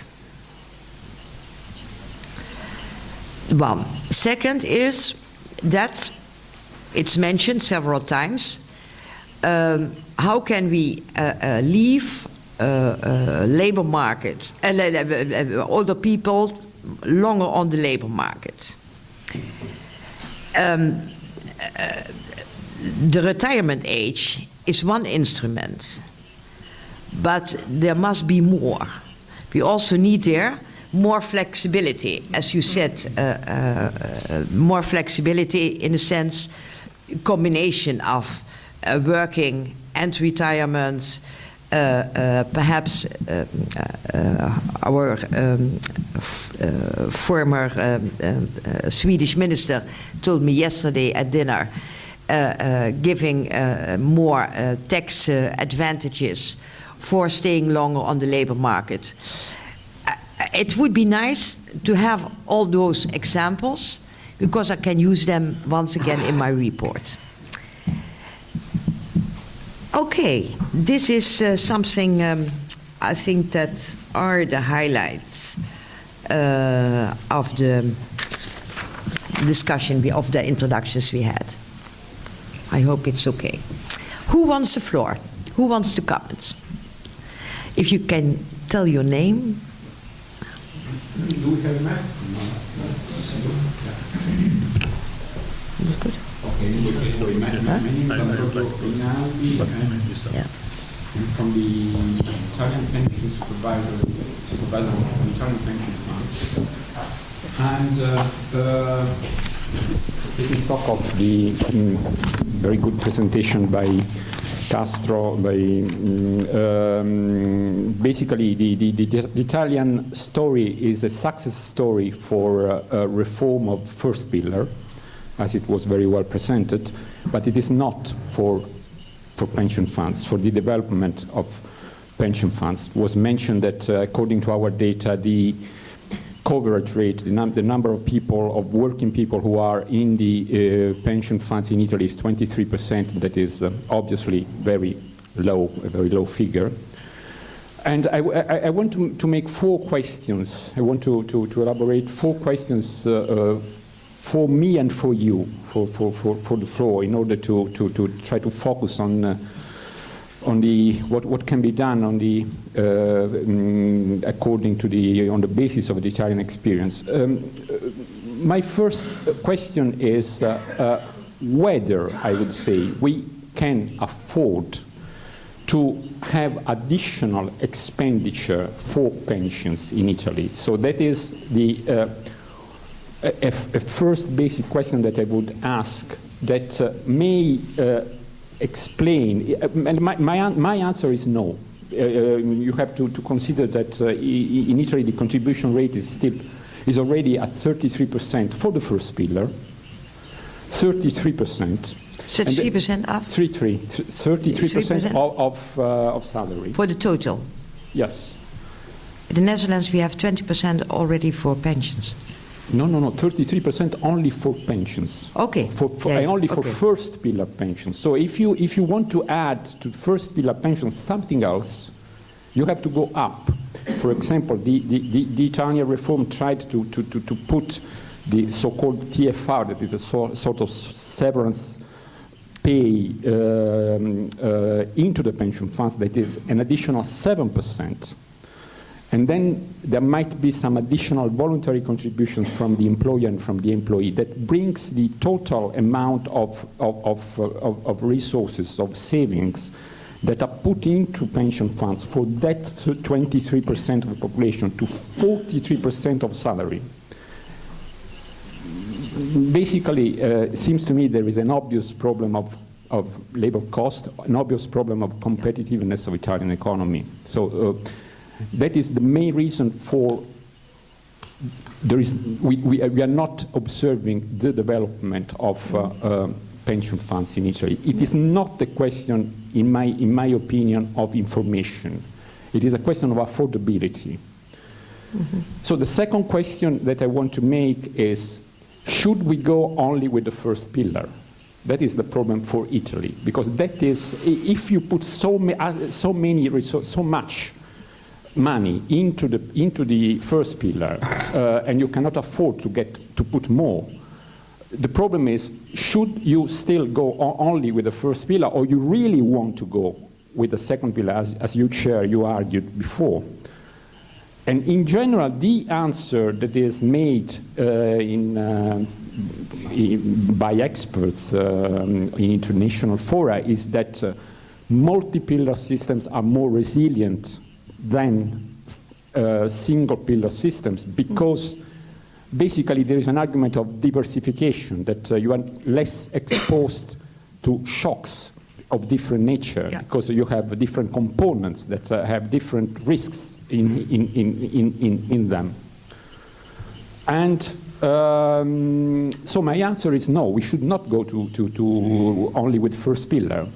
But in that case, the only way to go for a multi-pillar system is to shift resources from the first pillar to the second and the third pillar.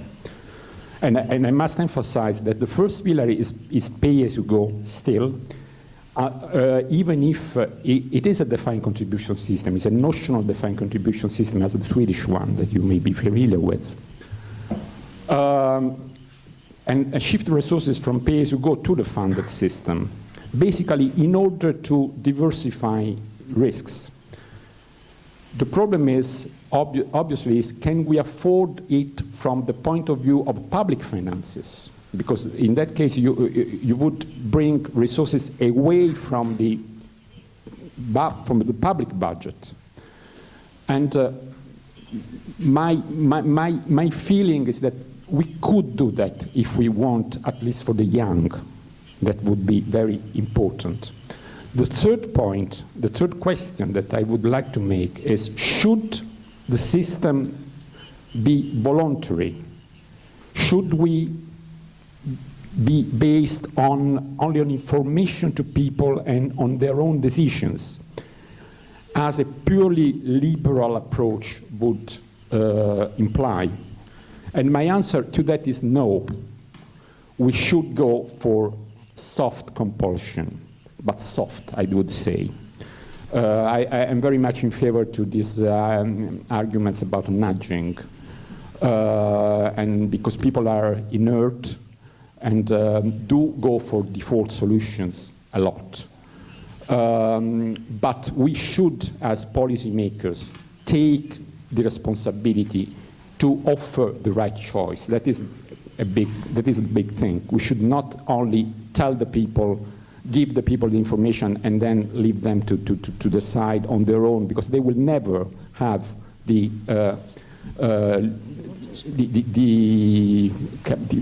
ability, let's say, to process the information and take the right decisions in such a long time horizon that one that is implied for pensions.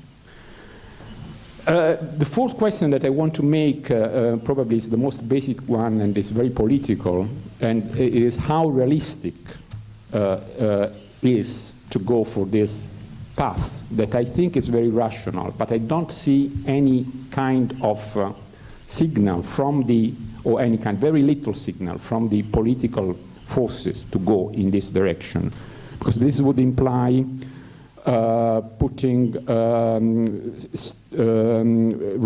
taking the responsibility of telling people you really need to invest in the financial markets for your pensions, and we take the decision for you, and you will be still able to opt out as to opt out from the choice that we are making for you, that we are offering to you, but this is the way you should go. And the Italian environment is, in this moment at least, is very much still in favor of the public role for pensions, not very much trust and confidence for financial markets. Maybe Europe could do something, and you mentioned Hungary. Also there, probably Europe did not do all could be done, because the Hungarian reform was supported at the beginning, but then when Hungary was examined in terms of budget, public budget, there was not enough importance and allowance was made for the reform of their system in favor at that time of the private system, and so they were able to go back. And that is basically what we are doing. We are going back with the reform, with the first pillar reform that has been made, that is a very good reform in terms of first pillar, and that is increasing the substitution rate. A lot of very good elements, but we are not giving support to the second pillar at all. We are going back to the first pillar somehow, and that is the only part of the reform that is still not satisfactory in my view. So I would be very happy to have reactions on that. Thank you. Thanks a lot. Maurizio, you have the floor, and I will also add something. Le osservazioni sono molto pregnanti.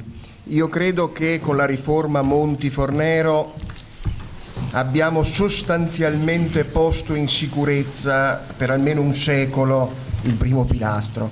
Il problema è che abbiamo un secondo pilastro ancora fragile in termini di tassi di adesione e quindi con dei rischi di instabilità. Perché? Perché sostanzialmente il secondo pilastro italiano è dominato dai fondi generati dalla contrattazione nazionale di categoria. Il fondo dei metalmeccanici, il fondo dei chimici, il fondo del commercio. Questi sostanzialmente hanno buoni tassi di adesione solo nelle grandi compagnie ad alto tasso di union density. Non riescono a sfondare nelle piccole imprese a basso tasso di sindacalizzazione. Peccato che in Italia le piccole imprese a basso tasso di sindacalizzazione siano il 90% delle imprese italiane. Allora è evidente che noi abbiamo due possibilità. La prima, che è stata sperimentata in alcuni territori, soprattutto nel nord del paese, cioè di costruire fondi non più nazionali e di categoria, ma territoriali e infracategoriali. Penso all'esempio del Fondo Solidarietà Veneto, attivato da alcune grandi organizzazioni datoriali e da due delle principali organizzazioni sindacali, che stabilendo un diretto legame comunitario tra la prospettiva del fondo pensione e la voglia di partecipare dei lavoratori sembra in grado di essere attrattivo e propulsivo. L'altra strada è far sì che la contrattazione aziendale e territoriale diventi fonte di attivazione del secondo pilastro. Questo è possibile soltanto trasformando la vecchia cultura contrattuale italiana, la quale notoriamente concentra il perimetro dello scambio della contrattazione tra prestazione e remunerazione.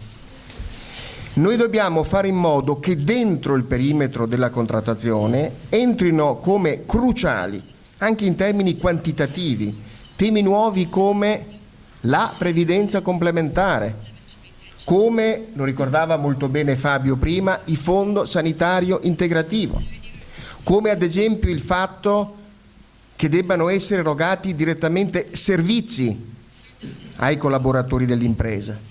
Noi abbiamo un caso molto interessante, il caso Luxottica, questa grande compagnia internazionale produttrice di occhiali, che addirittura ha portato dentro il contratto nazionale il cosiddetto carrello della spesa, cioè mette a disposizione dei propri collaboratori servizi diretti di supporto alle famiglie. Pensiamo in un paese come l'Italia al tema del cosiddetto ascensore sociale, dove cioè la contrattazione aziendale deve garantire ai figli degli operai quella mobilità sociale verso l'alto che la crisi corre il rischio altrimenti di rattrappire.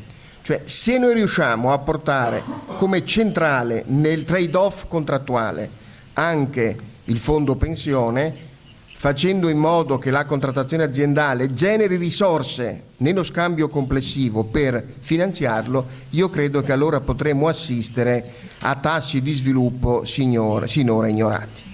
Quindi si tratta di un processo generale: meno legge, meno contratto nazionale, più contratto aziendale, più contratto territoriale, non il vecchio scambio novecentesco, ora di lavoro paga per l'ora di lavoro, ma uno scambio nel quale entrambe le parti, i lavoratori e i loro rappresentanti sindacali, i datori di lavoro e i loro rappresentanti, finalmente muovano dal presupposto che l'impresa è una Gemeinschaft, è una community, è communitas e non soltanto Gesellschaft, non soltanto Societas. Questo è il più grande cambiamento, non solo culturale, ma antropologico per il sistema italiano. Grazie. Yeah. Thanks a lot. I think there are also some questions for me. I think that you are right, that you should go to a multi-pillar system, but there are budgetary constraints now, which have effect on the labor costs. What could happen and that is missing in the White Book of the European Commission, is that there would be transitional measures to build up second pillar funds. For instance, if I look over now the how do you call it, the criteria, the monetary union, the criteria for the monetary union, if I look at it, there is no place for saved money for pension funds, and that should be deducted from the bill. I think that would be already quite helpful, because then you are showing at least that for the future the budgetary constraints with the first pillar are less. So that could be one of the points to raise also in the report which we are making, and also in the discussions which we will have with the ministers of social affairs. And a second, I totally agree with Maurizio that the bargaining culture in European countries should be, perhaps slowly, be reviewed. Because I see that in some countries, and we call it in the Netherlands, we call it polderen. What is polderen? Polderen is how did you make from water, how did you make land? That's polderen. You create a polder after it. And we are very known that employers and trade unions always polder. They always make arrangements. Perhaps if a bit of this culture could also be brought in some of our member states, then it would be more easy to come up with the reforms you want. For instance, you have still a system, if I understood it well, you have still a system in which after some period, some age, you have a percentage of your last income. But in the Netherlands, for instance, almost without any comment, they changed that. And they changed that in the second pillar in the sense that it's now the average income. So that could be the effects, but you have to start somewhere.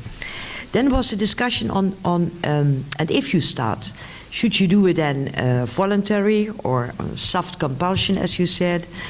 I think it should be mandatory. Otherwise, you are missing also in the second pillar your solidarity systems. So in my view, it must be mandatory because you want to guarantee your funding, and therefore in a company it is for me mandatory. Yes, that's how I would like to act. Satisfied? Okay. Yeah. Yes. I'm Golem Margari from Romania, Ordo Liberal Institute. Romania is maybe the best example of the problems of national system of pensions. We have 4 million of employees and 6 million of retired. 4 million of employees and 6 million of retired. At this moment, the deficit of the public system of pension is 2.7% of the GDP. We have a second pillar, but the problems with the second pillar are huge because the second pillar is entirely financed by public expenditure. And this is a huge problem because if we take the money from the pay-as-you-go for financing the second pillar, at the first pillar we have deficit, and this deficit must be financed by public money. But the question that I want to ask, it's another. we have 3 million of people who work in other states of the European Union. They don't work enough in Italy or in Spain for having pensions. But when they come in Romania, they ask pensions. But in Romania either, they don't work, they didn't work enough. Because in Romania, like in other countries, you have to contribute 40 years to have pension. So what doing with these people? They work 6, 7 years in Italy. They come back in Romania, but no in Italy, no in Romania, they don't have pensions. Thank you very much. No, but the last remark, it's not true. Your last remark is not true. Because if someone works for 6, 7, 8 or 10 years in another European country, they have a right on, in conformity with Regulation 883, they have a right for the first pillar pension in the country where they worked. That's one. Second, the problem is that mostly, or many of your people are so-called, not temporary, but so-called self-employed. So-called self-employed. So they have to save, and then they are not in a system, mostly not in a system. And then they have to take care for their own pensions. There lays a part of the problem, I think. But if someone is working temporarily, even in a European country, then it's also in conformity with 883 that they have the right. What is missing is that the second pillar arrangements are not always transferred to your country. That's the problem. I was also rapporteur for that piece of that awful piece of legislation which didn't go through in he's laughing, which didn't go through in the council because of the German and Dutch resistance. But that is the problem, I think. Then on Romania itself, yeah, there is a heavy burden. And if I look at the adequacy of the pensions income in your country, it's terrible. You can't really live from a pension. That's right. Yeah. Yeah. Yeah. I go on the left now first. It's an accident that I'm sitting on the left. I'm not usually on the left. It's not a shame to be on the left, huh? András Fehervary, Head of Group Government Affairs, Europe for Novartis. I'd like to ask a question to Professor Pomoli, and picking up on what Professor Pomoli said about healthcare financing and pension fund financing being, in essence, two sides of the same coin.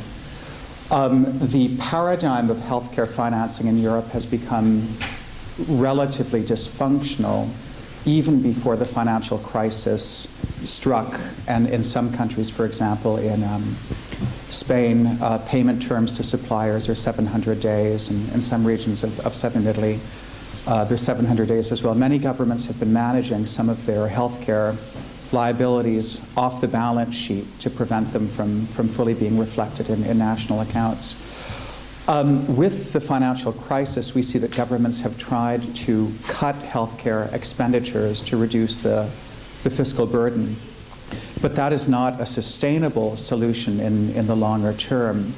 So my question would be, shall we more formally move towards a multi-pillar system in healthcare financing as well, where we have the primary pillar, which creates solidarity, or it maintains the social market economy, is reformed to be more sustainable, but then more clear conditions are created for supplementary financing in healthcare with a view towards then improving healthcare financing and creating sustainable growth. Thank you. Yes. Could you give an answer? The answer is yes. And I think not only through an insurance mechanism or system, but as I tried to articulate, through a design of a complementary pillar common to pensions and healthcare, which is at least in part designed through capitalized funds. Because the analogy between pension and healthcare expenditure is going to increase in the future, and the products can be designed, capitalized funds can be designed in such a way to increase the attractiveness of those products exactly by combining the two functions and giving flexibility to the individual in terms of the relationship between the two components.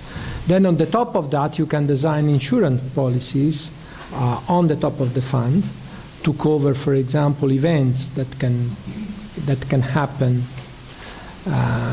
in the future, but the answer is definitely yes, and I think we should consider those two components as a whole in the way in which we think about the complementary pillar for the young generations, obviously, because then obviously there is the issue where we find the money to fund the transition, and it has to be gradual right now. We cannot do anything different than introducing this system for the new cohorts of working entering the labor market.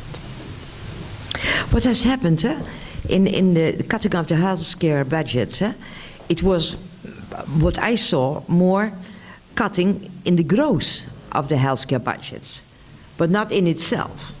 We didn't reach a cutting in the healthcare budget as such, but cutting a part of the growth, and that there has to be a new discussion on how to establish that is absolutely necessary.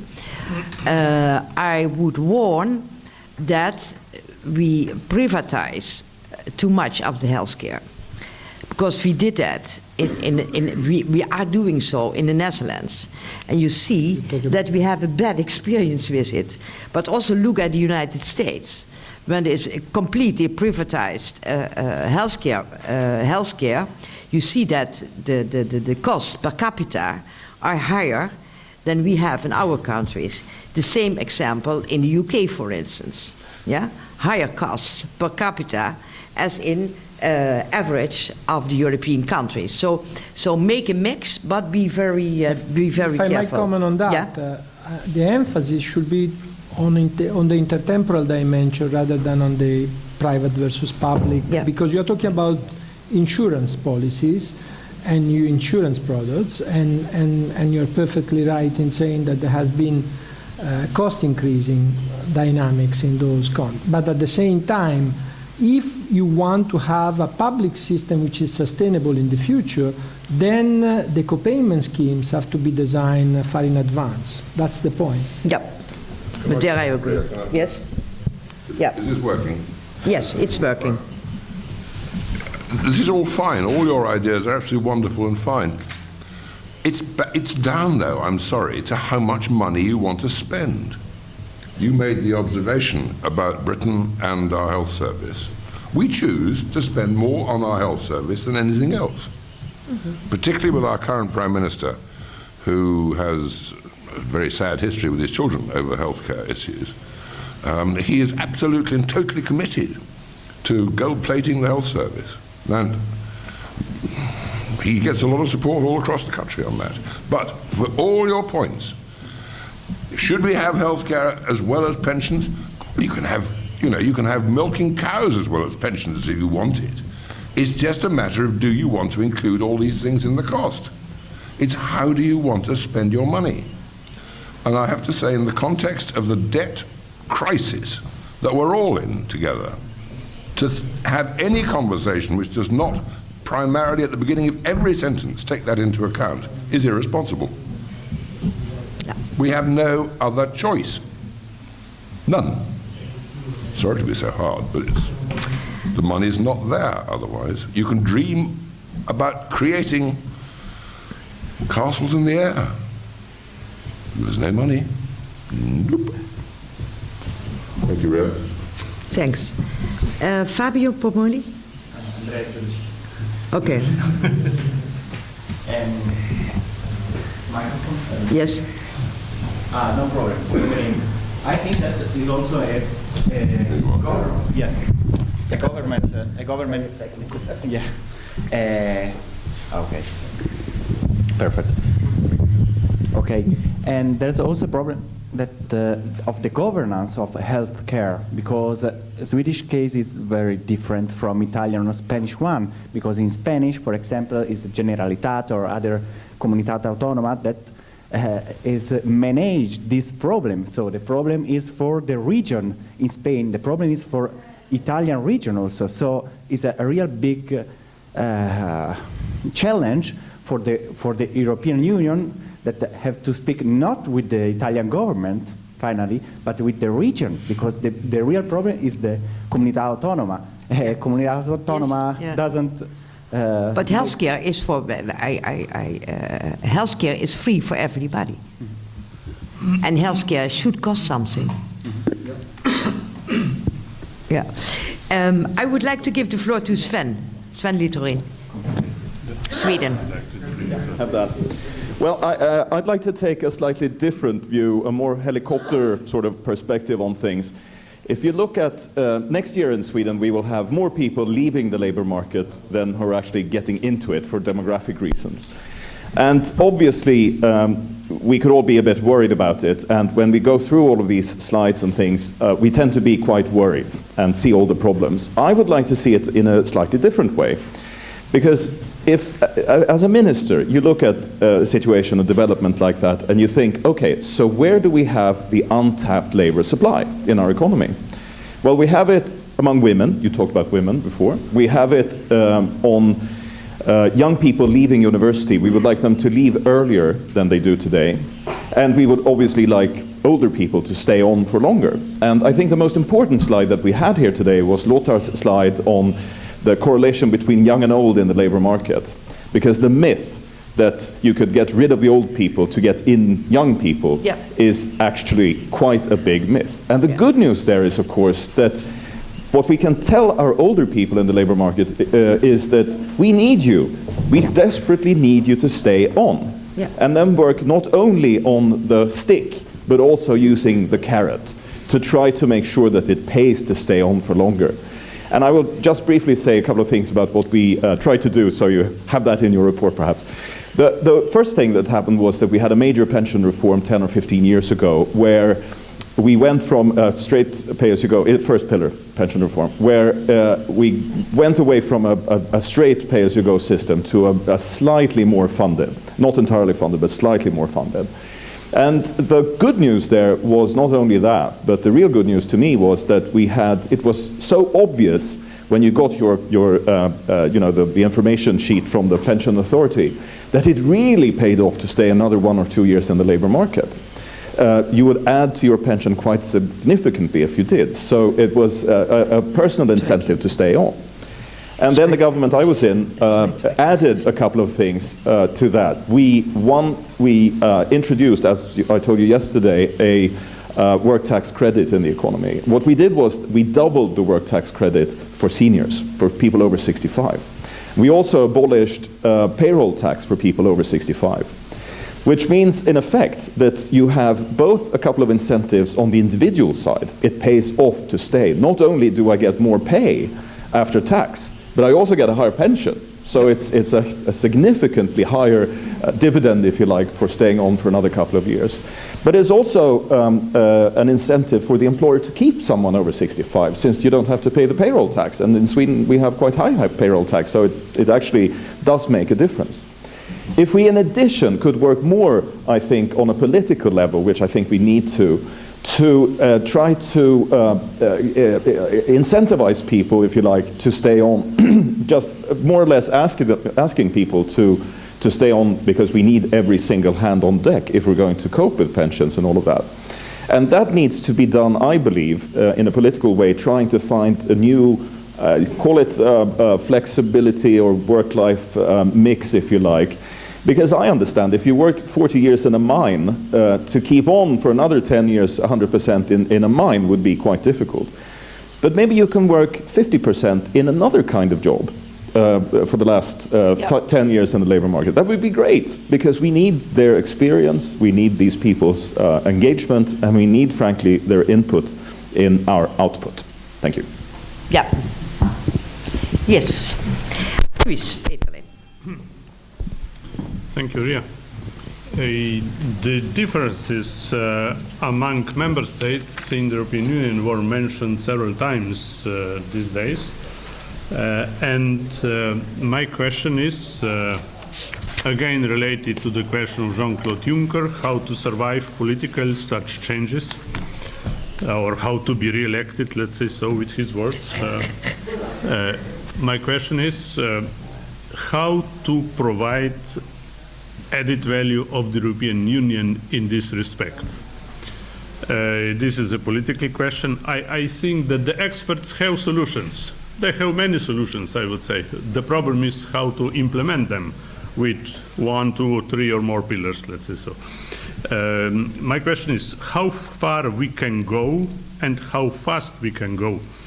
There are issues which even belong to the identity, but I'm interested to know which are those areas or elements where we can do more or develop more united or simplified approach, and which are the elements which we will never, I would say, where we'll never give in this respect. I think that at the European level we could or we should work more on the basics, principles, standards, relations. I think that if at the European level we were able to agree on some formulas in order to diminish the political problem, you see how different are now the thresholds in different countries, how different are relations between the minimum wages and subsidies and so on. I think that here we could provide a European, let's say so, European solution or European recommendation at least. We are not able to manage demography. This is quite a complicated issue, despite the fact that the main method is very pleasant, but we cannot politically manage demography in short term, but there are other areas where we can really develop policies, and I think that those elements we cannot influence in short terms. That they should be part of those, as I say, formulas. You know, if there is that and that proportion, demographic proportion or demographic trend or figures, then this should be automatically considered as an element of influence, let's say so. We don't need political debate on demography if the demographic figures are obvious, I would say. No? I do suppose you understand what I am talking about. For whom is this question? For everybody. Who feels responsible? First for you, for the rapporteur. Okay, first for the rapporteur. First of all, there is no possibility for the European Union to act in the social security systems of member states. That's one. Not yet. There is an influence of Europe, and the influence is safeguarding that if you work, if you are a Slovenian national and you worked in the Netherlands, that at that time you get, and you paid in for the social security, you get your social security, you get your pension funds. So in that sense, what the European Union can do is only giving examples, demonstrating good examples. That's what we can do. Yeah, not more, I think. And perhaps, if I look at the 2020 agenda, perhaps it is possible to give incentives to member states. That would be possible. If I look, for instance, now at Greece, in my country, some people say Europe shouldn't be involved in pensions. But Europe is involved in pensions because we are cutting dramatically in Greece the first pillar pensions. We, under our supervision, we are cutting the pensions. So in that sense, it's quite difficult, but we need to debate it and look over what we can do in the next report. Yeah, I think we should be more ambitious in this respect. But the ambitions is limited by the treaty. Yes, but this, I think, treaty should be changed. Okay. Yeah. Okay, the gentleman whose name I... Alan Jarek, EIN, University of Edinburgh. Following up on Sven's remarks, and especially Mauricio Castro's presentation, and this very, very, very congenial idea that one should be able to be retired and also work continually. I asked the question, could it not, should it not be the role of the public sector to provide models here in areas like education, in areas like health, so hospitals, etc., where there is a great deal of competence and expertise that must retire. I mean, I speak of myself and many friends, many people I know who have retired involuntarily because they were working in the public sector. And it seems to me here, with a system of contracts, etc., one could set the tone for something that should be encouraged throughout society entirely. So, thank you. But look over how difficult it is in France, for example, to go from 60 to 61 or 62. Yeah? They even tried to change my report because I shouldn't make a remark on this subject. So, public sector, if you want to call upon politics, yes, there is a possibility, but perhaps you could elaborate a bit more on it. Il problema è che in Italia il settore pubblico è uno tra i fattori di rallentamento del miglioramento competitivo del Paese, tra i più gravi. Credo si possa tranquillamente sostenere, in base a tutti i carotaggi statistici effettuati, che nella pubblica amministrazione italiana il 52% delle risorse di ciascuna machinery pubblica non sono destinate alla realizzazione dello scopo per il quale la machinery pubblica esiste, ma solo per la sua sopravvivenza organizzativa. Negli ultimi 15 anni l'incremento delle dinamiche retributive nel settore pubblico è stato in Italia 1,72 volte più veloce che quello nel settore privato. Sono numeri comparabili solo con quelli del Portogallo, dell'Irlanda e della Grecia, che viaggiano intorno alla stessa dimensione. Io credo che immaginare un recupero in 3 anni di 30 punti dell'efficienza del settore pubblico sia una considerazione prudente. Quindi io credo che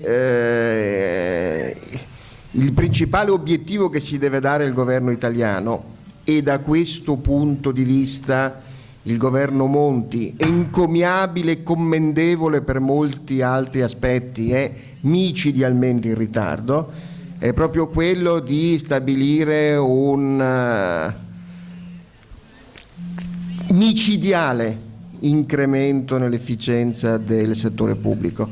In questo modo, tra l'altro, si realizza un booster competitivo molto efficiente, perché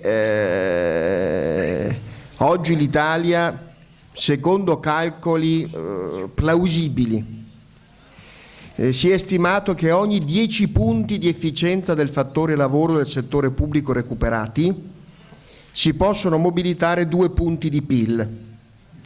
Se è vero come è vero che stiamo parlando di 30 punti di efficienza recuperabili nel medio termine, staremmo parlando, mal contati, di 90 miliardi di euro. Quindi ho l'impressione che come dire, dobbiamo concentrare molti sforzi nel settore pubblico, non tanto per considerarlo come un benchmark competitivo o come dotato di un ruolo pedagogico, ma per intervenire in modo very tough per come dire, recuperare una competitività senza la quale altrimenti in Italia c'è il rischio di una faglia sociale. Cioè quando per la prima volta in Italia, dopo decenni, arriva per davvero la disoccupazione nel settore privato, per davvero chiudono le fabbriche, per davvero le famiglie sono esposte al rischio di una nuova povertà, non ti puoi più permettere un settore pubblico a bassa produttività, ad alta remunerazione, a posto totalmente e perpetuamente garantito. È una faglia che corre il rischio di aprire una conflittualità sociale che l'Italia non si può permettere. Grazie. I'm sure that if Italy is capable to combine the better efficiency with what you always had, your big sense of creativity, then you will be soon the #1 in the European Union. Oh, thank you very much. Absolutely. So I would like to give the floor to Francesco Forte, Professor of Economics, University of Roma, and then afterwards to Richard Hume. You have the floor.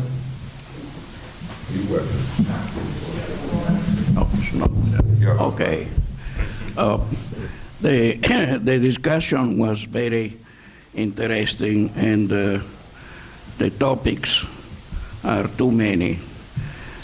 So I first of all want to present a small game, which in a sense I believe can summarize the discussion we had today, which is similar to other discussion I heard or we are engaged in the future. Basically, to simplify, we can see this first theorem, which I could also call basic theorem of the pay-as-you-go social security system, that under a stationary population and stationary GDP, just to simplify the issue, the level of pension, if we assume a maximum rate of 35% of social security contribution or taxes for the deficit of the social security contribution system, which seems a lot. By the way, in Italy, the deficit of the social security contribution is 5% of GDP, and the same amount is the interest service on public debt. Therefore, with a simple accounting system, which I invented, I would say that our burden of pension on the present generation is 1.2 of GDP as the burden of public debt, because I measure the burden of pension not with a very complicated actuarial system, but just by comparison of the amount of interest on public debt. So if they are equal, the percentage are equal. If one is lower, the other, the percentage changes. So because the two percentages are equal, I can say we have two burden, a twin deficit, twin debt, which is 2.4 of GDP, just to be clear of what we are speaking. And in other countries, maybe different for the first part, the public debt, but the second is certainly similar to the Italian, likely in most countries bigger. Therefore, this is what we are talking about. So going back to this theorem, which shows that really there is a oh, by the way, another deficit we should discuss of, because my colleague has said that the meal is not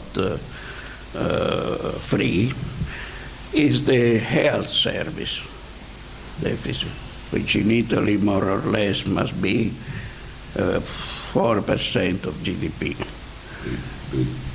No, because there is a tax which is similar to value added on income, which is difficult to be understood because it's complicated, but anyway, this tax gives, I would say, 2% of GDP, or maybe 1.8, so the deficit is 4% of GDP. So if we look to public expenditure in a realistic way, not in the fantastic way of many people around, we can say this. First of all, we have a 5% deficit on GDP for interest services. Then we have a deficit of Social Security of 5%, which means other 10. Then we have a deficit of health service of 4%. That is 14% of GDP is for the deficit either of the Social Security system or of the Keynesian part of our culture. So I don't know how much is Keynes, how much is beverage. Anyway, this KB deficit is about 14% of GDP. So going back to this, then the ratio of the aggregate pension bill to wages depends from the ratio between the average time of working activity and the average life of pensions earned after retirement. So the pensioners have an average life. We go back. Important note, wage life and pension life, under given assumptions, are complements in the mathematical sense. If we increase one, decrease the other. And this is the game which I will give you as to some students of mine in a master's degree, this presentation, to play with those two complements. But while the lifespan of the persons is given, their working period is not given. Because, the lifespan of person is not given because it depends also from the health service.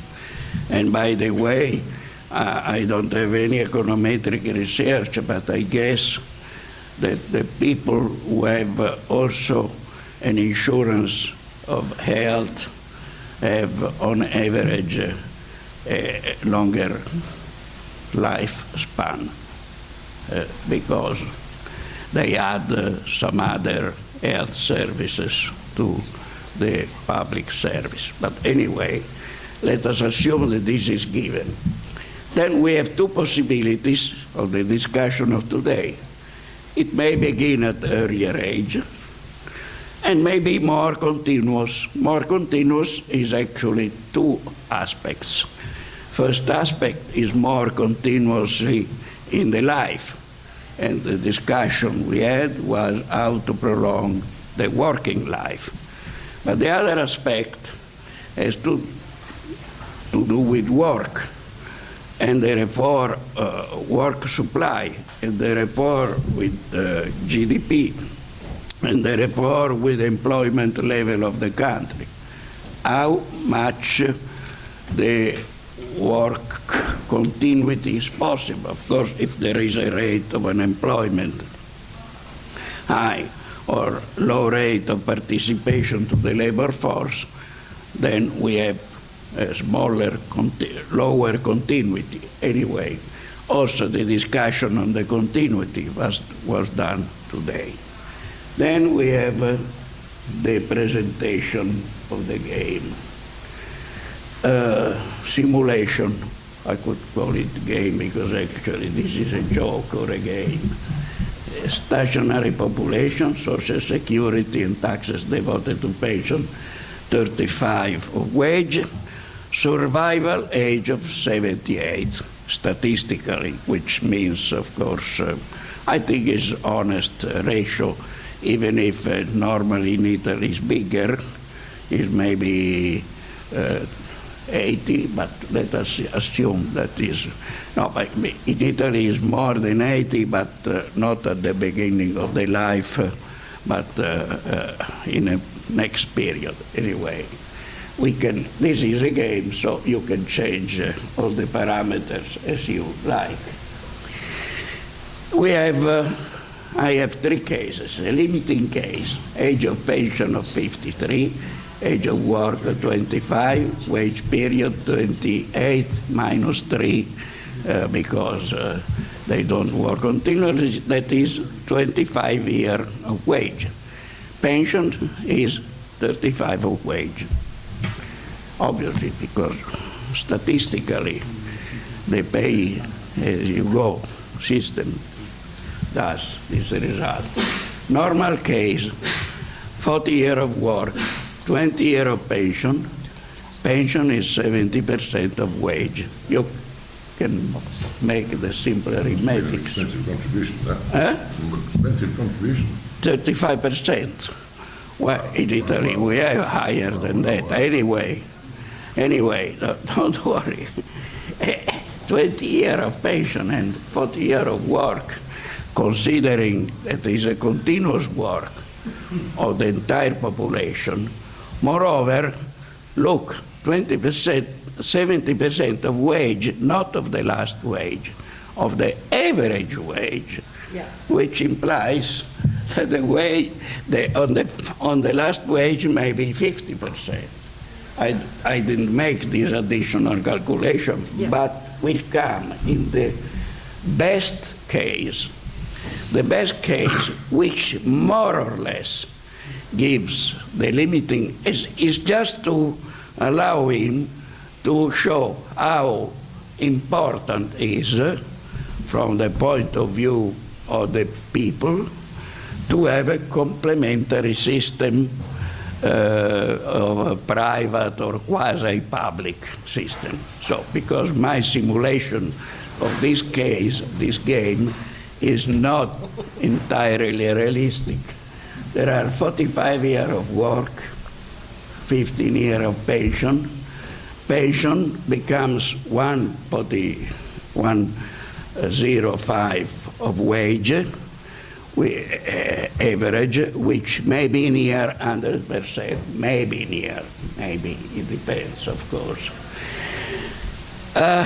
We can look in a game, 2 possibilities, final age 27, retirement age 63, year of working life 45, initial age 18. Modify retirement age 65, initial age 20, retirement age 76. 67. 67, yeah, initial age 22. Anyway, those games, what show? They simply show that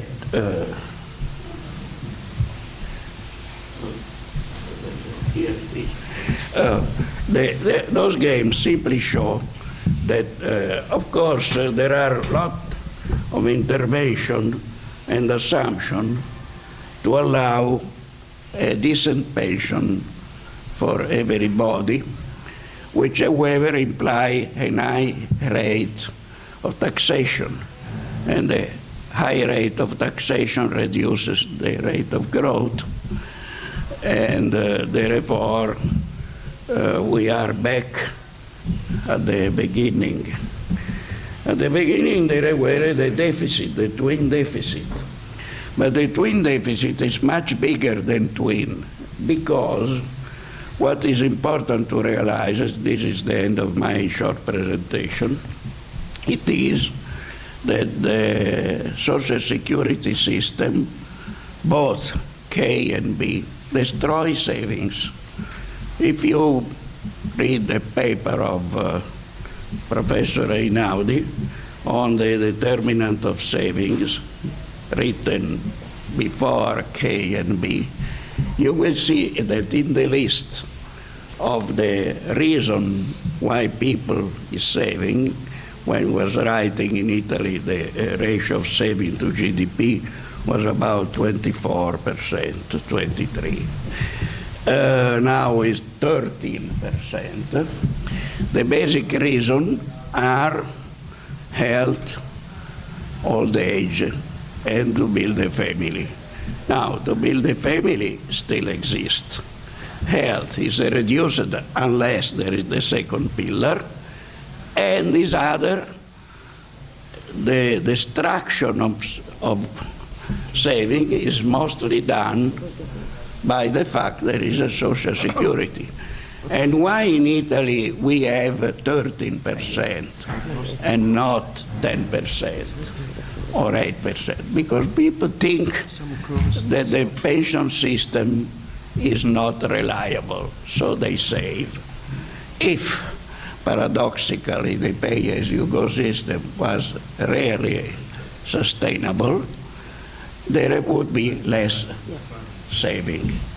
Therefore, what we need, because it's very difficult to grow in Europe with those small rate of saving unless you think in the Keynesian panacea that making money you produce income, unless you believe that, you must increase the health pillar and the pension pillar, in one case to improve your health condition, so to increase the life, and also the pleasure of the life, or to reduce the negative part of the life. Also, even to increase the amount of wages, because healthy people may work more and more efficiently. The other is necessary. Professor.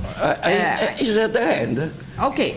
Three other words. The other is necessary to have what in Europe now we don't have. We are getting a fiscal compact. We have not getting any suggestion how to increase savings to increase economic growth. Okay. Yeah. Thanks a lot. I think the last remark is absolutely right, that we should overlook how can we support that country and all the others with economic growth, because if economic growth won't be there, we'll keep the problem. Mr. Hume. Roderick, as well. Yeah. Thank you, madam. You've had the learned professor. Now you're going to have the practitioner. To give you my background, I was an international human resources director, global reach. Biggest workforce I looked after was 450,000 people. So, big deal. Okay. I'm going to give you a couple of little pension-related illustrations. With our Americans, we used to offer them a cafeteria scheme, something I don't think you have in Italy of compensation. Cafeteria scheme basically works of, let's say we judge you to be worth $100,000 a year. You choose how you want the $100,000, right? Young trader says, I want a Ferrari, and I don't want a pension. I don't care about pension, right? You say you can have a Ferrari, so a lot of money goes on the Ferrari, little on pension.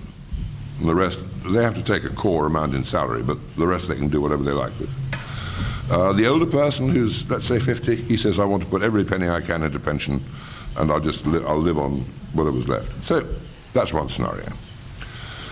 In Malaysia, we bought a group of tin mines, and we found that we'd bought a provident fund with that group of tin mines. And the provident fund was basically a British mentality type of scheme that we'd taken with us on it through our imperial possessions. And basically what it did was to generate a lump sum which people got on retirement. And which it seemed to be a fine way to operate until one of our old clerks, an Indian, so minority race in Malaysia, an Indian came up to me one day and he said, "Sir, I've got a problem and I want your help." And I said, what is it? And he said, "I'm just about to go on retirement and you're about to pay me out." You know, in very rough terms, it was round about 400,000 euros in current day values. And he said, "My children are going to kill me. Because if I'm dead, they can get their hands on that 400,000. But if you give me that money, you're going to kill me. So what are you going to do about it?" And I said, "Have we ever had this problem before?" And they said, no one's ever owned up to this problem before. But I went down to see the manager of Hong Kong Shanghai Bank in Kuala Lumpur. It was our branch we dealt with there. And said, how much for an annuity for this guy? He's still alive. Thank God for that. But you know, so all sorts of problems come in the wonderful world of pensions, and those are two examples. Right, as I said earlier, and I apologize not one iota for this. I come from a world where you had to keep within budgets, you had to make a profit, otherwise you haven't got a job, okay? Simple as that. And I think you policymakers in the world of pensions, you're in the same scenario. The voters will get rid of you if you don't get this one right. So, you've got to first and foremost say the debt problem, the debt problem, the debt problem, right? Never again is the other thing you've got to say. The comment that's come out to me as a rapporteur time and again from RIA onwards has been sustainability. There's got to be a sustainable alternative. Really has. And it's also got to be transparent and patently honest, and that's why I like RIA's tracking system, so you can see you can track what's going on, and you can see what's going on. That will also show, hopefully, fairness. Now, is Christian still here? Because I want to be rude about the French, but then I'm British, so it's my job to be rude about the French. Which is, we are one of the reasons. This is a British national secret. I'm going to share it with you because you mustn't tell anyone else, okay? But one of the main reasons why Britain did not join the euro was because of what our perception of the French national pension liability. Now, we probably haven't got it 100% right, but we're not far off it. That France has an unfunded liability to pay every French person 2/3 of final salary when they retire. Oh my God! That one's going to blow up. And if we become part of the euro, that was our thinking, then we're going to have to pick up part of the cost of that. So, if you want to know why we didn't join, whether you're Conservative or Labour in Britain, that's why. It may be true, it may not be true. But if it is true, my God, is it an awful warning to us all. Now, we've heard mention of the three pillars. I've always been a great fan of the three-pillar system, mostly, I have to say, in Switzerland, because I think the way in which the Swiss run their three pillars has got an awful lot to admire. So I think we as Europeans should be looking at our friends in Switzerland and looking to see what we can learn from them. But, and here I diverge a little from what a lot of our friends, including Ria, have been sort of the picture they've been painting. I am of the belief that there is a big plan afoot in Brussels. Viviane Reding is the architect, and it is that there is a new treaty being prepared, and the new treaty will say the only way the euro can actually survive long term is for us to become one country. So if you want to be in the euro, you've got to be in that country. I'm putting it very, very crudely now, but that, as I understand it, is the deal that's in the process of being brewed up. And the delivery date, I hear, is 2020. And for those of you who want to be in it, and I'm sure Italy does, you're going to be called the European Union. And you are going to call us, and the Swedes, who do not want to be part of it, the European Community. So that's the shorthand that's coming out of Brussels at the moment. And it's interesting, but what that says to me is, that may come as a bit of a shock to some of you, but the reality is, it means that you can genuinely sit down and continue the conversations you've been having today over what sort of pension arrangements you want as members of the European Union. That country, the European Union, just as the United States is a country. You will be one like that too. It's your wonderful great chance. And in that particular context, that I wouldn't say much to you in the way in terms of advice, but the first thing I would say is, please set something up that people trust. Secondly, set something up which people want to be part of. And thirdly, set something up which, as far as possible, addresses the needs of as many people across society as you can. I just don't buy this thing that because the communists say we can't do so and so that we can't do it. I'm sorry, Karl Marx is dead. So we have to sort of throw a lot of that baggage out of the window and just say there are going to be new ways of doing these sorts of things. The three-pillar system is attractive because it genuinely shows the burden of cost. It doesn't just throw it onto the state, it doesn't just throw it onto the individual. It's wonderful because it genuinely shows the burden of cost, and it's got to be built up and sold just like that. So who's doing it really well? Now, in my experience, the model that we should all really be looking at after Switzerland is Singapore. Singapore has got the ultimate defined contribution scheme. They are, and this is the difficult bit for Europe, Singapore is an authoritarian state. If the Prime Minister says this is what it's going to be, that's what it's going to be, or you're in prison. Okay? So it's a wonderful way of running a country. Or if you have long hair, our friend from Romania could not survive more than 5 minutes in Singapore. His hair's too long, for example. Or you've seen chewing gum, bang, you're inside. Wonderful, amazing country. But by God, they've got a standard of living that leaves the rest of us absolutely in that way. But they have a three-pillar system. Under the three-pillar system, everybody has a personal account. Everybody can say, I want to know what's in my personal account now. And they are legally entitled to be told what's in their personal account. They can even say, I want to use some of this before retirement for certain approved projects, like I want to buy a house. And within the rules of the Provident Fund, as what they call it, you can actually go and draw some money out to supplement the bank loan to buy yourself a house. So if you've got a situation like Frederick was talking about this morning, where there are people who are disenfranchised because they haven't got the assets to be able to do that, in this way you can, but it's choice. So one's looking, funnily enough, and this is why I told you there's two stories at the beginning. You're looking at a mix between the cafeteria and the Provident Fund. And it's a system that I have to say, so far as we can see, works very, very well. Problem? So the problem, there's one problem. It won't take long. There's one problem, and that is, as we've seen with pay-as-you-go schemes, they're always potential prisoners of politicians. Politicians want to use them, politicians want to meddle with them. Politicians want to do things with them, like Gordon Brown did when he came into power in 1997. He stole £5 billion every year out of our private pension plans by taking our tax relief on investments away. Good example. Our private schemes have not recovered from that. Anyway, so my message to you is, it's doable. Think big thoughts, big blue sky, and get a piece of white paper and write your blue sky thoughts in your white paper. Madam, thank you.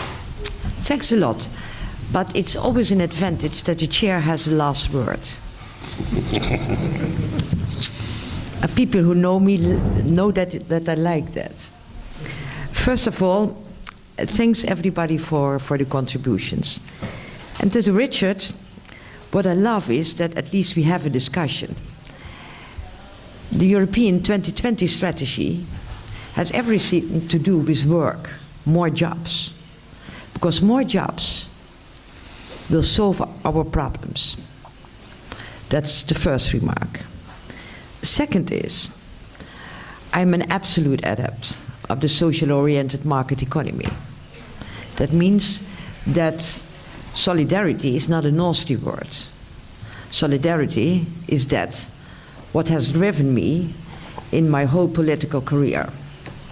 Solidarity means that it's not the only thing to use cafeteria methods, as you called it, but also to look over what are the needs of the citizens which I represent. That's the point. But what you rightly said is that everywhere, sustainability of public finances, sustainability of our social funding, sustainability of our pension systems is needed. And that's just the reason that we need to overlook what can we do and how can we reconstruct our social orientation of the market. That is what it's up to us, and I hope that this discussion this morning was making you think about it, and perhaps it has already given me some nice examples which I can use for the white paper,